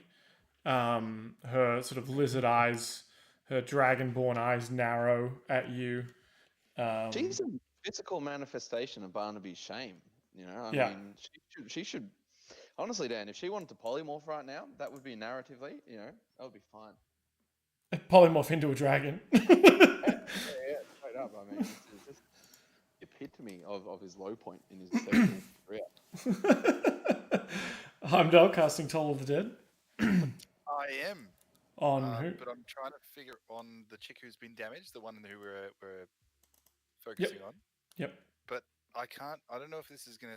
What about it? What is it? 2d8 plus 1d12 at bonus. No, I believe it's 2d12, isn't it? It is 2d12. Yeah, it's 2d12 plus your modifier, I think. It's just 2d12. Oh, it's just 2d12 then. Yeah. Yeah. So I'm just gonna do it this way.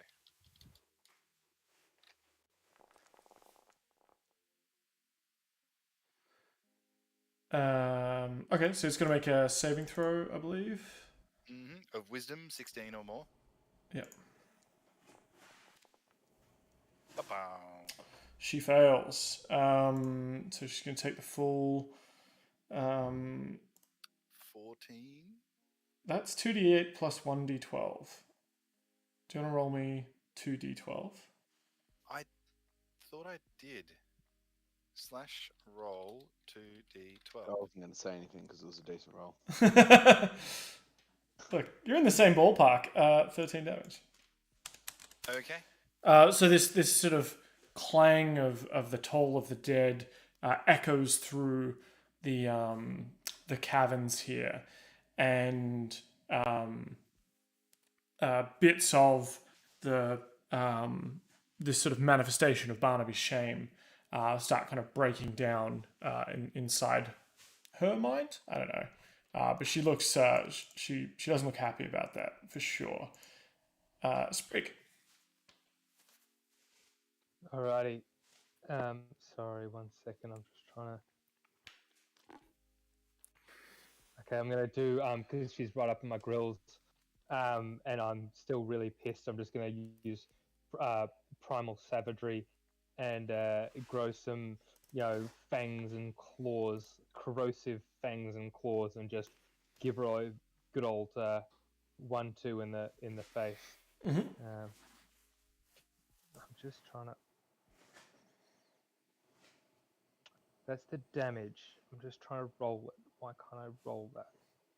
So it's a regular melee spell attack. Oh, is it just what I've? It is an action. Primal savagery. Yeah, so you roll it like you would an attack. So if you are you using D&D Beyond, or are you using? I am. He's rolled. I just clicked it to roll it for him to see if it works, because it works within Foundry. Let me see if it works within. Maybe I should just use Foundry. This is not my role. I'm just going to see if I can do it. If I do equipment, spells, features, skills, ability. No, it spells. Should be a spell? That's not a spell. It's, Oh, it is. No, it's an action. Alright, It should cool, be I'll under your. put it down there. It should be under your actions. There's primal savagery, so you can go cast on VTT. Okay. Anyway, so I'll just go with yours. We might not want to because 14 does not hit. But if you can't figure out how to do it, you'll have to. If I hit, so it's a cantrip, and it's primal savagery is a cantrip. Yeah, so if you click it, there you go. You've done Is that just to hit? Then do I have to roll damage, yeah. or is that damage? Did you click the cast on VTT? I clicked spells, then primal savagery on atomic kill. Yeah. Okay, yeah, there you go. Well, I'll take that. So the D20 and 15 acid damage.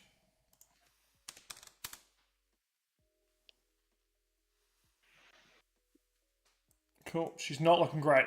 She's looking mighty beat up. The myconid giant mushroom, sort of howling, tries to run through, can only get sort of 15 feet in, and starts getting lacerated. And in fact falls apart and collapses to the ground in sort of shreds of diced mushroom. And as it falls and kind of falls apart, you hear what sounds like in its kind of shrieks and moans. The three of you hear what sounds like a kind of a whisper. Is evil's twin hides its face for now. Expect that to change before winter's end. Can somebody write that down? Basically, So is that Tarnaby's coming back, right? Evil's twin hides its face for now. Expect that to change before winter's end. That's fairly foreshadowing, but I don't think it's going to be important. I mean, evil's twin. That would be me. That's what Tarnaby's evil. Not hiding my face. For now, Rod of Ruin in his hand, though. Maybe it's going to pop back up. Because didn't we need to find the Rod of Ruin? Yeah, we did. It's kind of the whole point. Isn't that like we can't, it'll come. Yeah, When we find it, it'll come. Yeah. We're in a place right now where time is kind of fluid, isn't it? The Dragonborn lady, obviously not very happy about getting attacked by everybody. Just feeling a bit ganged up on, She turns and goes to attack you. She pulls out her sword, sort of lets out a bit of a hiss and a howl. Her green dragon scales shimmering in this kind of weird light. And she moves to attack you, Barnaby. Oh, man. Oof. First one, not going to do it with an 8. Incredibly upset, though. She breathes in and just letting nostrils flaring, the kind of anger that you can feel. She's almost got the arms crossed, toe tapping matron look about her as she breathes out this sort of poison gas towards you. I need you to make a dex saving throw, please.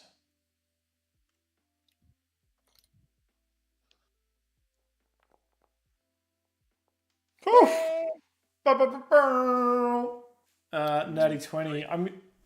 So 23, but also that was Randy making that dex save. But either way, it was a Damn, I got Yeah, good on him. Either way, it was a natty 20. I'm going to say that you expertly step out of the way of that, blowing your, just shooing your hand away, sort of be gone, foul gases. And I say to her, this is why I said we shouldn't have been together. Not because of racism, but that could burn my dick off. It's not right. And it's your turn, Barnaby. He's going to go ahead and... look. Thank you very much for the raid, Evil Doer. I'll just have another crack with the rapier.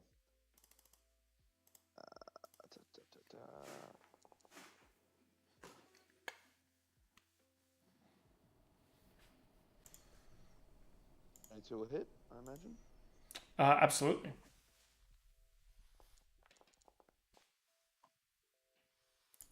It's 5 piercing damage. Gentleman's 5. Gentleman's 5. You just get the 1 attack, don't you, for your action? Yep. Yep. And then Randy. Mr. Randy. Mr. Randy the Face Spirit. Mr. Randy the Face Spirit. That's his formal title. That's his father. That's his father. Call me Randy the Face Spirit Jr.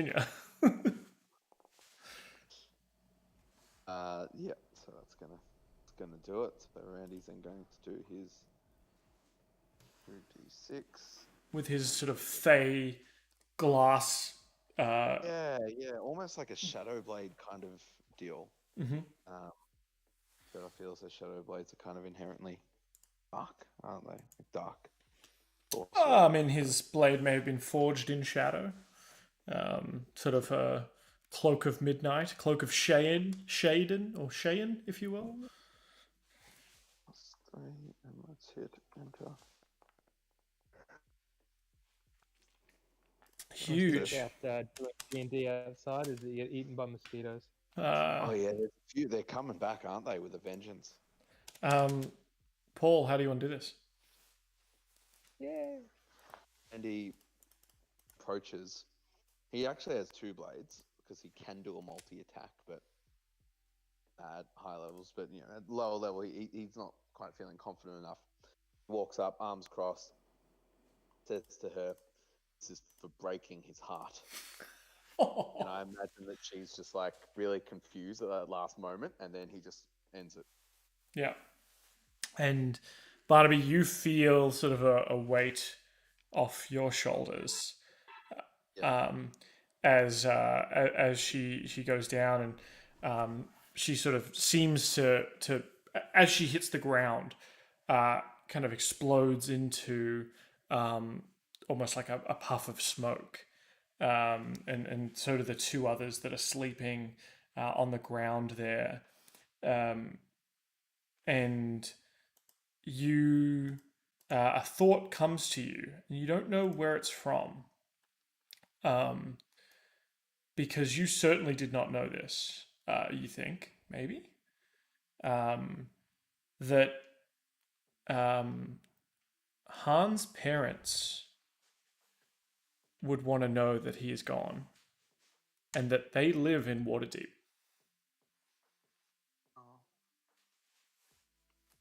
Oh man! You don't know where that thought. You don't know where that thought came from. But I think now that you perhaps don't have the burden of this Shame. this shame, these women. Less of was shame. He had definitely. Yeah, you could finally stop thinking about yourself and kind of thought about your old friend, and what, and doing right by him. But it was a fleeting thought. Yeah. Before it fleets away completely, I do share it with Heimdall because he knew Han, obviously, and I said, I say that basically. Yeah, you remember? I think Han maybe told you, or maybe it was Luda told you that that their parents lived in Waterdeep. Yep. Yeah. That sounds good to me. Cool. We'll need to do something about that. Honor his memory. Mm-hmm. Absolutely. So without any apparent threats, you're kind of free to continue on, feeling a little bit shell shocked. I imagine a little bit shaken, a little bit uneasy in these caves. Yeah, is the trip starting to wear off now and we're starting to sober up a little bit? Or is it still in Well, the you throngs of... yeah, you sort of seem to be coming out the other side where everything kind of doesn't seem as fun as it was when you first entered. Um, you've lost some of um, uh, that exuberance from the beginning of the journey. Alright, shall we continue back up the path, Heimdall and Barnaby, and Yep. now Randy? Yep.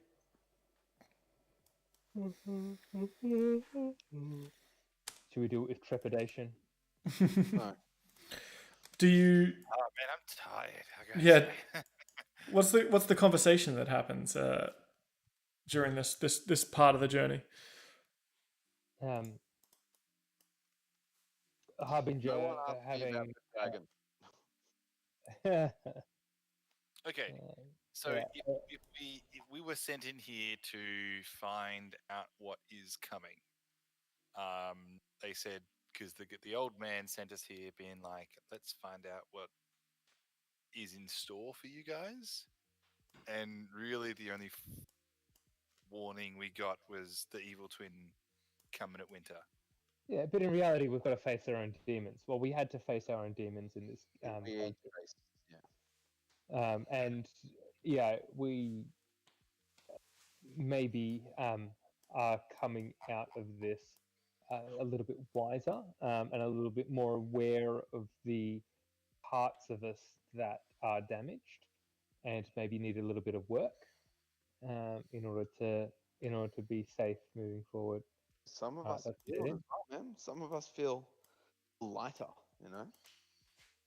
Yeah, well, having sort of composed himself after his little freak out before, Harbinger apologizes for his behavior, and yeah, regrets the way he behaved and his loss of composure. As Harbinger's making those apologies, you once again run into the three gnomes who you met at sort of the start of your journey, and Heimdall, as you approach, they start. They don't look like your sort of friends or family like they did before. They kind of look like the those in your village who tormented you and told you that you would never fit in there, and that you were. And as you approach, you're kind of hearing the echoes of their words that you're going to amount to nothing. You're barely a wizard. You can barely conjure that bonfire. They're bullies. Damn. Yeah, This dark turn. Now I understand where you guys are coming from. All you're right. not a wizard, Harry. Well, thank you for your opinion, but I'll have you know, I've been way further than you can imagine, and I've done things that you couldn't even believe. So, while you guys have been toiling about in this cave, I've been making a mockery of your lives. Way to rise above, Heimdall. Way to rise above. He Please shut tell on me that- all of your graves if he could. That's what he'd do, and he wouldn't even need to pull down his pants because he's that adept at magic. See? And I've found friends that appreciate me. Ha! Give me a wisdom saving throw with advantage because you've got your friends backing you up here. It looks like some kind words from Barnaby there. All right. Wisdom saving throw. That's my jam. Whoa, was that me? That was you. Did that Oh, come- Arcana. you just did an Arcana check. No, I know, but I did that in D&D Beyond. You can do it. Yeah, you can do it in D&D Beyond. Ha! If you have the extension, the Chrome extension set up, then you can do Did it. did that happen over here as well? Wait. We got something just then. There we go. 2 wisdom saving throws. Oh yeah, I get 2.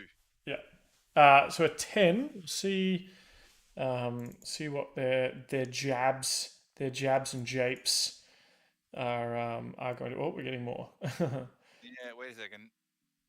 Are you making wisdom? You're making wisdom checks, not wisdom saving throws, right? I don't know. I clicked on wisdom and did the roll. Uh, Saves and ability. 1 second. yeah, you do it in the saving throw area because you've got a Yeah, so the top left on D&D Beyond is saving throws. There we go. yeah, and then roll it again. Oh yeah. Because there's a regular wisdom check, but I believe you get proficiency in your wisdom saving throws. That is true. Yeah, there we go. So 22. Let's see what they get for their jabs and japes. Making fun of you here. They have some clever retorts to begin with, but with the help of your friends, you realize that these were, despite looking like conjurers themselves, they were conjurations of perhaps from your own mind. You, being an expert of illusion, are able to kind of see through at this tail end of your drug-fueled journey that these aren't real. You upon sort of confronting them and realizing how far you've come from that sort of gnome town, how far you've traveled, the exploits you've gotten up to, and the fact that you have an ally who's telling you to shit on their graves, that these little people just don't matter to you anymore. And little in terms of scope, not size. That'd be rude. I'd never think. Yeah, everyone. Man, way to grow. That's awesome. Yeah. I turn and give these guys a hug. Not the little dwarves. Barnaby and Sprig. Yeah. I'm feeling the love. We embrace. And I say we gotta hold for 20 seconds. Oh, we hold for 20 seconds. Fuck 20 seconds. yeah. Like a slow 20. It's like one Mississippi. An hour passes. Is that a short rest? Very good. Very good. No. As you find you kind of look up from that long hug, and you realize that you are back standing in the sort of small cave of Hlum, and you sort of don't remember walking here, or maybe you didn't leave here. It's hard to tell.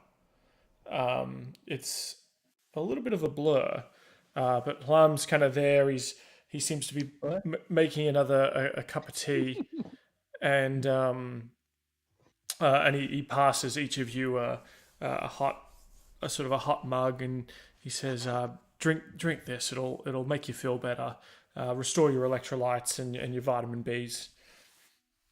I don't know how much I feel comfortable taking another brew from this bloke. I reluctantly take it. I mean, it's like, what's the worst that could happen at this point? All it does is take us back up to where. And he says, Are we out of the cave, or is this just further south of the cave? you're pretty much, well, you're sort of in this other little, I'll take this out of this map just so you don't.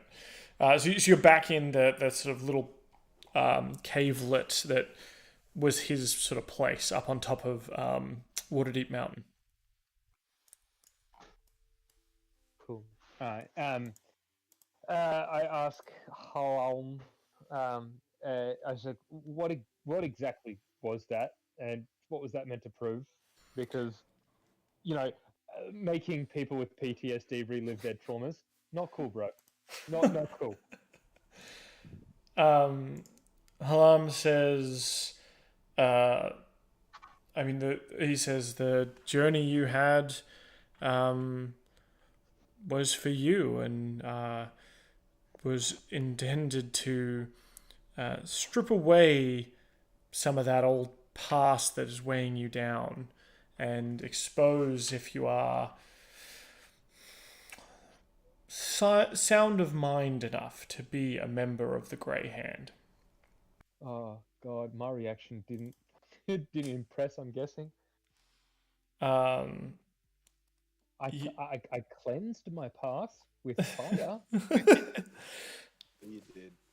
he says, from what I could tell, you took action rather than wallow in despair, and you did what you felt was right to, as you said, cleanse your past.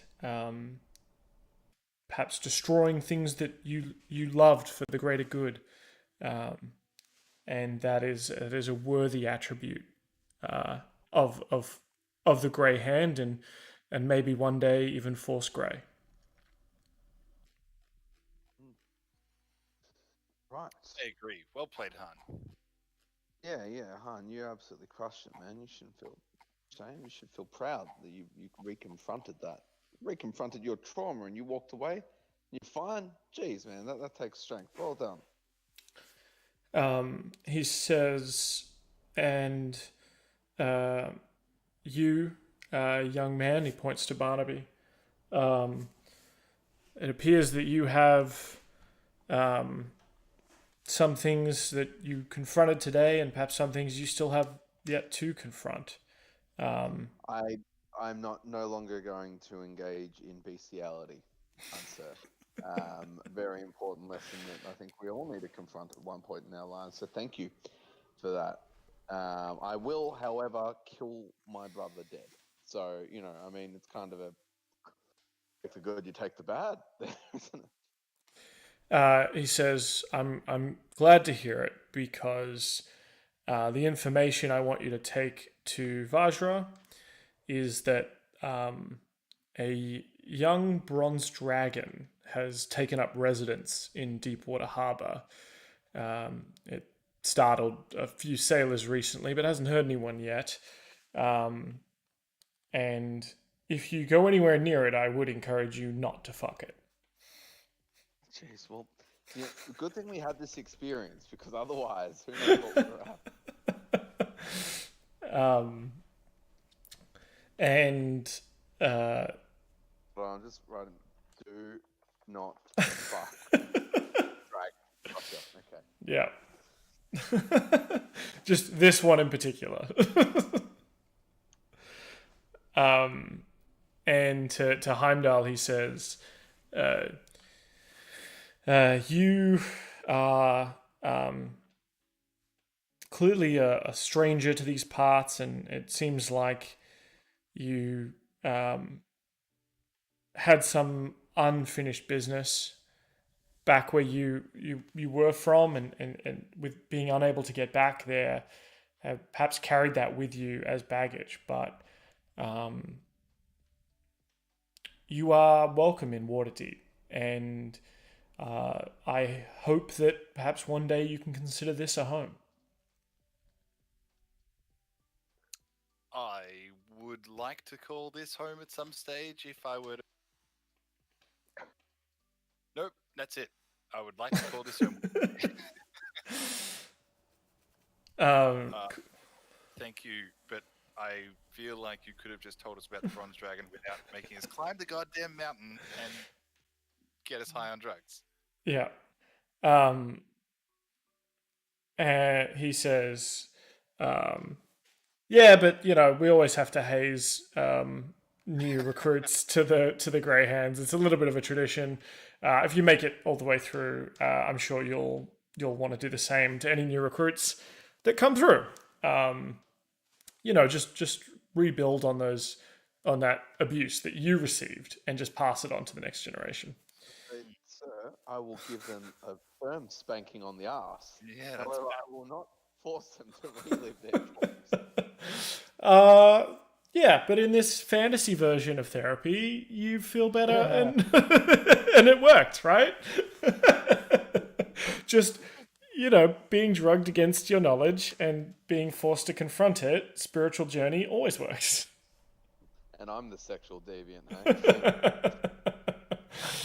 hey? Okay, cool. He says these. He sort of pulls out a small crate of sort of vials and says, "Look, I can appreciate if you don't want to take any more liquids from me, uh, but you may each take one of these potion of resistances. So you can choose which one you want. There is one of each, and you can each have just one. There's a potion of acid resistance, cold resistance, fire, force, lightning, necrotic, poison, psychic, radiant, or thunder. Can you say again, please? So we got just most of the damage types. So acid, cold, fire, force, lightning, necrotic, poison, psychic, radiant, or thunder. I'm going to go ahead and take the necrotic one. I'm gonna go for the poison.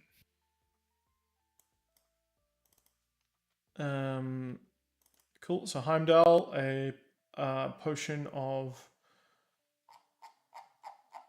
poison resistance. Barnaby, potion of necrotic resistance. And Sprig, Fire. fire. Yep. Oh, yeah. That would make sense. You're like a tree, aren't you? Yeah. Cool. I've added that to your D&D Beyond. Sorry, the Foundry character sheets. But if you want to add it to your D&D Beyond character sheet, go ahead. Just type in potion of poison of resistance. Essentially, you should be able to find which one you've got. Cool. Halam says, "Please send my best to Vajra. I will tell her I will meet her at the Yawning Portal on Friday for after work drinks." Well, All right. Is there a path down so we don't need to climb the mountain? Out of curiosity. He says, "No, it's still Blind.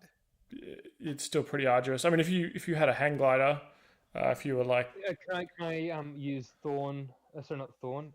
Vine. Thorn whip. No, vine whip. Oh, it's a thorn whip. Damn. I was hoping there were vines. it's a thorny whip." And I could just. Surely we can fandangle some kind of hang glider. I don't know what we got. Oh What wait, have we got? no. You create long vine-like whip, that lashes down. So, can I use those? Can I sort of grow those out of the side of the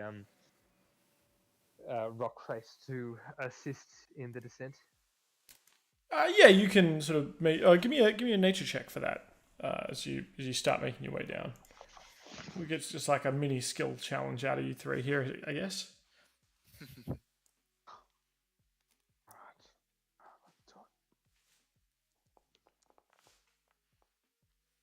Is it a 7 or a 15?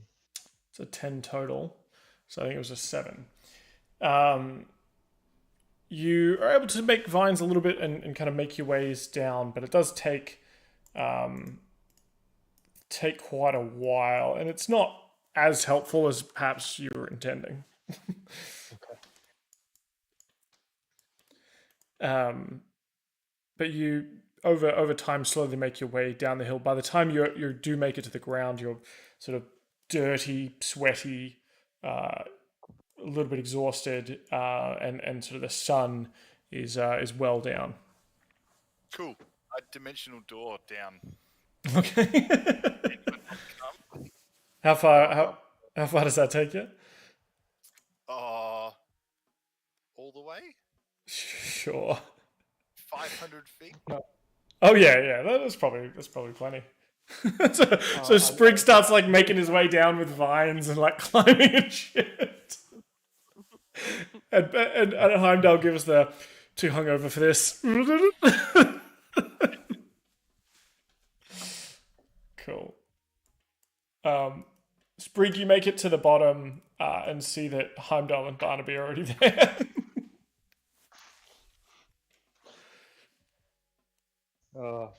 Hate rising. Sorry, there was only enough juice for two. Yeah, only enough door for two. And you seem to have it under control. Oh, I lost my project.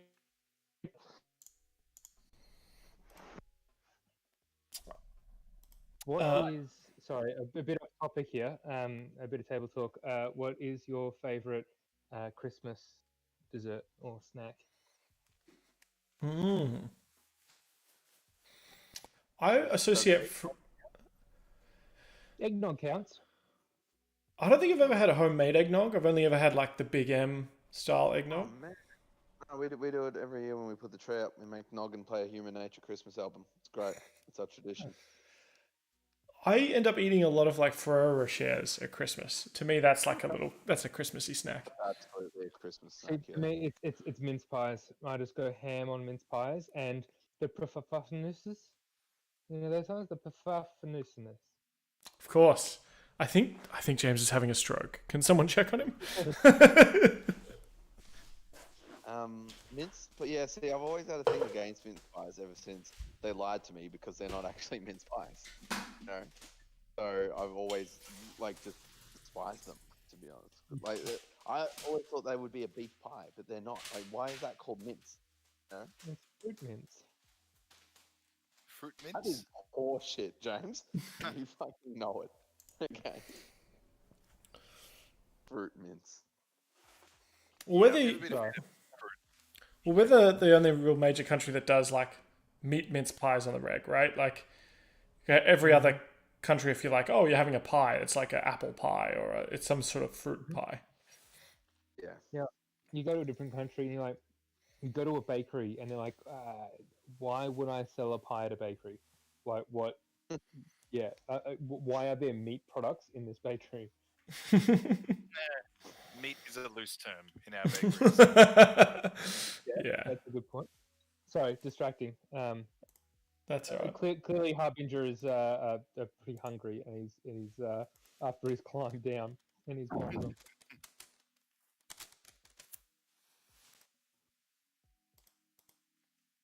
All good. So where to for the Waterdavian fancy lads from here? Well, we've got to go back to the Black Staff and tell her what we found. Mhm. And then, Yeah, let's do that. yeah, that's that. I suppose maybe we should go back to our crib and let's rest first because it's kind of. I need a good rest. It's been a while since we've I would love had a good old schlep. Yeah, good rest would be fantastic. Home first, or should we report to our superior? Before we go, I'd like to stop in at Han's family and tell them he's mysteriously vanished. Yep. Sounds good. Cool. Do you remember where he lives? No, I do not. I don't know if I got that information actually. He's in Waterdeep. I can find it. So I've got a little bird that a paper crane that I can fold up and whisper a message to, and then it flies to that person and delivers the message. So I could simply use that paper crane and whisper a message to, and then we just follow the paper crane. Yeah, that sounds lovely. I was just thinking, imagine it was accidentally like a howler from Harry Potter. Your son is dead! By the way, don't forget to tuck in your sheets. Yeah. So do we know the names? All I need to know is the name. parents of Han and Ludacris. Does that work, GM? What do you? So you write what message do you write of 50 words or less? Sort of like a tweet and a half worth of your son's dead. No. You know what? No. It's not about saying your son's dead. It's about following it to their location. So you leave it blank and you whisper to it, the parents of Han and Luda. Yeah, and say that friends of Han are en route. Will be there shortly, momentarily even. Nothing happens. What? What do you mean? As in, like, that's not their name. Their name is not the parents of Han and Luda. Like the. Okay. So we don't know their names? No. Han was never that open about Can we say Mr. and Mrs. Luda? Han had some mental, social difficulties, and yeah, It's like when you care a lot. parents like Mrs. Brian's mum. Like we can't. It doesn't work. Yeah. How do we actually track down these people, lads? Let's we sleep on it. So I've also got a track. Like we tried to track Han. We've got a ring of tracking. Dan, what does a ring of tracking do which we purchased? Was that from Fantasy Bunnings? It was from Fantasy Bunnings. Let me pull it up. Fantasy Bunnings, where all your dreams come true. Is it going to be like I have a get object, which is a spell?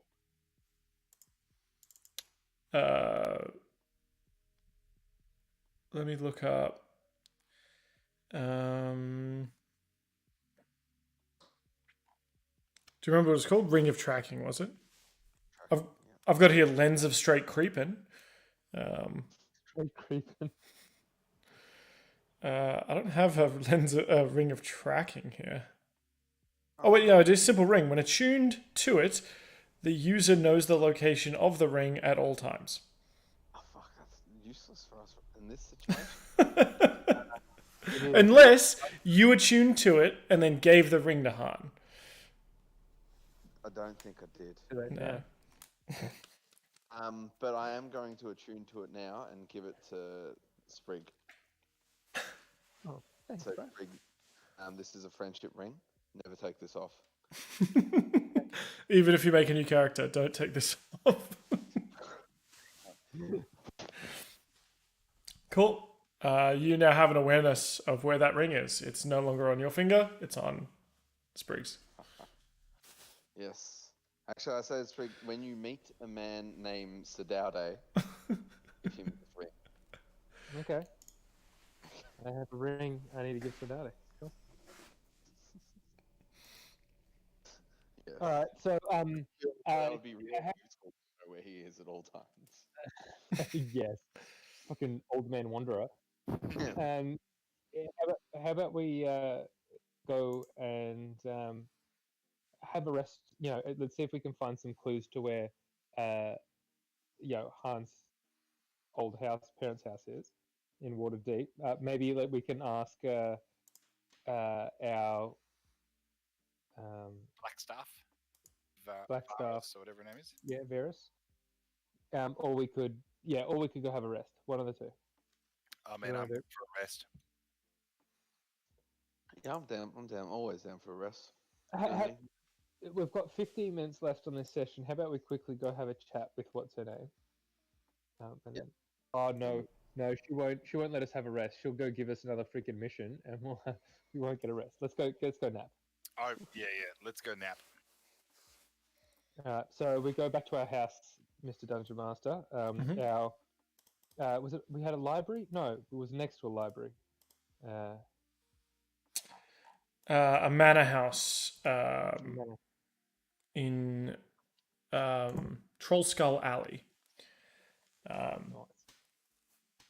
So you come back inside. and you come back to this sort of empty, abandoned, old watering hole that you started to do up. There's a couple of bits of furniture, I believe, that have been delivered in your absence. We got some cool books yeah, as well. we did get some furniture, yeah.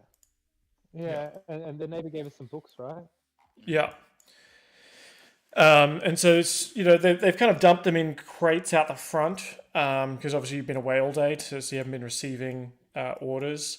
A couple of the sort of lighter things have been moved inside, and on the bar is a small plate of mince pies with a note Oh, no. from Hermione. Sorry, no, from Mara. From Mara.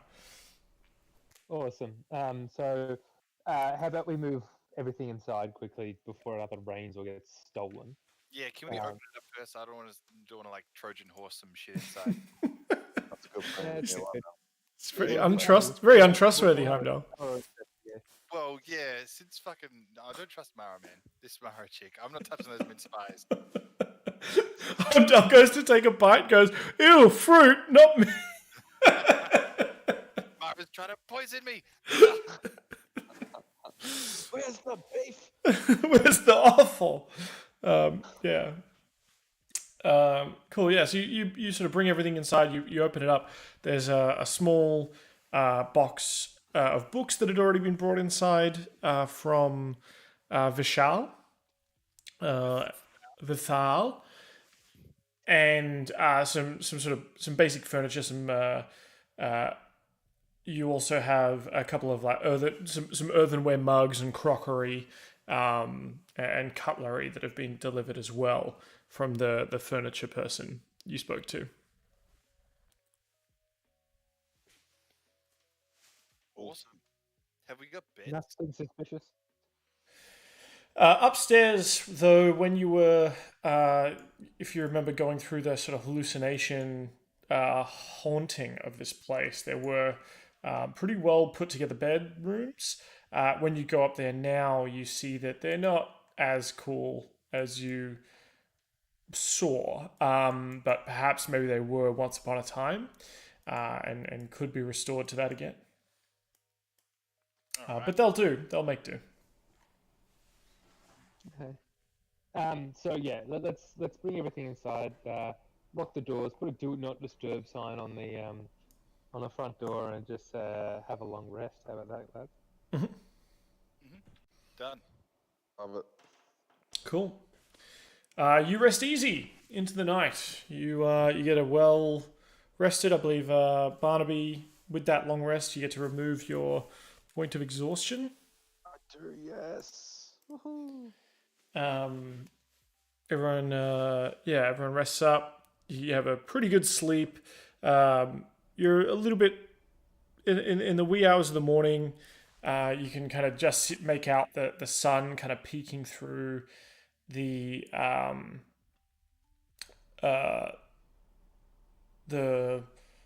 blinds. The blinds aren't great, and like a little bit of sun comes in, and like for you, Barnaby, just like what that crack of light just like lines up with your eye perfectly as you. It's like the Peter Pan. Where is it, Moira? He just wakes up in Neverland, and there's like this one keyhole worth of light that just sits on his pupil. Yeah. And as you're sort of coming to a little bit, you're sort of lying in bed, looking up at the ceiling in the wee hours of the morning. Each of you perhaps contemplating a little bit of what happened the day before and what has led you to where you want to be. Is anyone kind of like an early riser? I feel like, or some of you, which one of you are early risers? Which one of you are? I'd be an early riser. Yeah. So you're already. 'Cause I gotta do my mage armor in the morning. Yeah. So I've got, like, you wake up, you do your yoga, salute the sun to get your mage armor on. Mm-hmm. Make sure there's no creases in its invisible force field. Yep. Precisely. Sprig, is Sprig a morning person? Yeah, I think he rises with the birds as they start to tweet. He sort of, he enjoys their sound and will quietly sit in patient meditation and listen to the birds. Hmm. Out of curiosity, does anyone actually rise to the birds at the moment? I No. do all the time. Like this is the 5:30, first year. 5:15? Is that what Yeah, time you're getting done? no. So these days, like this is the first year I have simply and easily woken up reliably at at 6 o'clock, Yeah, and not relied on an alarm all this year. I haven't relied on an alarm all this year, nice. and I think it's just due to COVID and just just I don't know. What bird wakes you up? We've got uh, some minor birds. Just Yep, Indian like miners. nesting, yeah, Indian miners just nesting nearby. So Yep. As Sprig is perhaps sitting downstairs meditating, um, awake, but listening to the sounds of the city, trying to hear birds and not hearing many. We see Heimdall putting on his mage armor, Barnaby perhaps still lying in bed staring at the ceiling, wondering if it's worth moving his head just to the side to get that beam of light out of his eye and buy himself a little bit more time. And all of a sudden, the windows rattle as the roar of an explosion fills Troll Skull Alley. Charred bodies and anguished screams fly through the air. A thick cloud of acrid smoke billows out from the blast, which seems to have occurred right outside your front door. And that's where we'll end. Really? And that's where we'll end it this week. woo! Hey, that's a good way to end it. It's dragon. We probably should have done that. No, the dragon? I don't think it's the dragon. Mm-mm. Hard bodies being flung around. Yeah, remember those fire dudes? Those are the guys that we didn't kill. Good thing I got that fire potion. Because the bronze dragon doesn't know anything about us, really. He wouldn't be coming after us. Oh, that's true. Yeah, I don't. Yeah, I mean, or Barnaby hasn't been sliding into this dragon's DMs, has he? No, he hasn't. He's learnt his lesson. So my He thought hasn't- process goes straight to those the fire wardens or whatever they call themselves. Yeah, we should have killed him. Yeah, One time we're nice. right. One time we straight up don't murder people. They were pretty helpless. Like it wasn't really in our ethos. Cool. Well, that was fun, Dan. Thank you for that. No worries. Hope you enjoyed me trying to get into your character's psyche when I realized that I have very little to go on for Heimdall. But I did go back and look at what you had written, James. Oh, thank you. Yeah, because I like the whole corruption thing, and it was like, it was exactly what I saw my background being. So it was good. Thank you for that. Cool. And now, like your two compatriots kind of know a little bit about that history too, right? And yeah, that's fun. Yeah, I agree. Barnaby Barnaby or possibly Paul refusing to let me be the therapist and dive into your trauma, handled it with aplomb and a sword. Barnaby's feeling, cured of his womanizing ways. Like he confronted that side of him, and he wasn't happy with what he saw. So there's definitely been some catharsis. I feel this is like Barnaby's redemption. You know what I mean? Well, he might. Yeah, he's redeeming himself. Ongoing process, isn't it? Yeah. I think if you redeem yourself one more time, you get a free ice cream. Do I get a free redemption? Yeah. 4 redemptions, get 1 free. That's it. that was very cool, actually, and very creative to bring back my bays. It's only I did realize, like, story wise, I think, like at the table it's only really been 2 plus Viola, right? Yeah. There hasn't been too many that I've managed to successfully get it on with. I think you potentially had better luck as the Disney princess in the Star Wars game. That's very true. Yes, I think I did. Cool. Well, we're probably not going to play in 2 weeks' time because that will be Christmas Eve, and that might be a very busy time. We'll pencil it in around the 22nd, 23rd. No, I'm going to be in Queensland. Oh, okay then. Yeah. Man, that's awesome. Yeah, seeing my sister and actually doing Queensland Christmas, so it's going to be great. It's very cool, man. So and on that note, I got a jet, so Yeah. not to Queensland, but I got to do some cooking. So yeah, we'll do something in New Year, I suppose.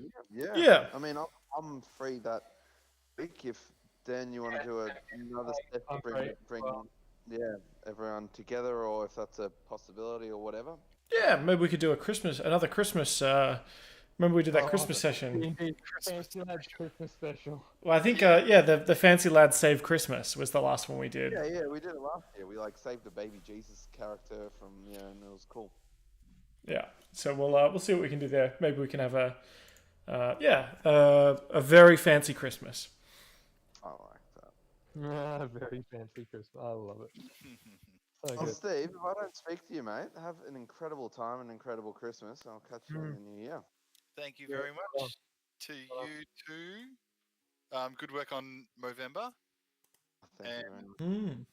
How much did you end up raising? As a team, I think we got to about $3,000, so it was a decent haul as a team. Yeah, it was good. I don't know if I'll do it again next year because it's quite embarrassing, and I've finally got my beard back now, and I like it. So it's all about, isn't it? It's all about the embarrassment. I No, mean, it literally is. Yeah. I don't think Tarnaby's that bad a guy if he donated to Movember. So Did Carnaby donated to Movember? That was very, very, very kind of him. That was awesome. did you have to explain it? No, I didn't. No one asked. I guess this is what I was like. Hey, $50. I guess people maybe went Tarnaby. What a weird name. Whatever. Exactly. Yeah, no, that was awesome, and thanks for that. Much appreciated. Oh, No, that was jeez. cool. Cool. All right, lads. I'll leave you to it. I'll jump out as well, and I'll catch you all, if not next week, perhaps the week after. All right. Beautiful. Stay Thanks, safe. Yeah, lad. Sounds good. See ya. And to you, who was joining us, obviously thanks to Evil Doer TV, who rated the channel earlier. Obviously, I saw Niall and a couple of newcomers as well. Of course, the huge NZ Yeezy, the ancient green dragon himself, hanging out in the chat. I hope you enjoyed the kind of little drug trip that the lads had to do as part of getting their knowledge for this chapter of the story. It was a little bit off track, but it was real character building as well. So if you're enjoying that kind of stuff, I'll be back on Monday night with our Lost Minds of Phandelver game that's kind of wrapping up that first chapter.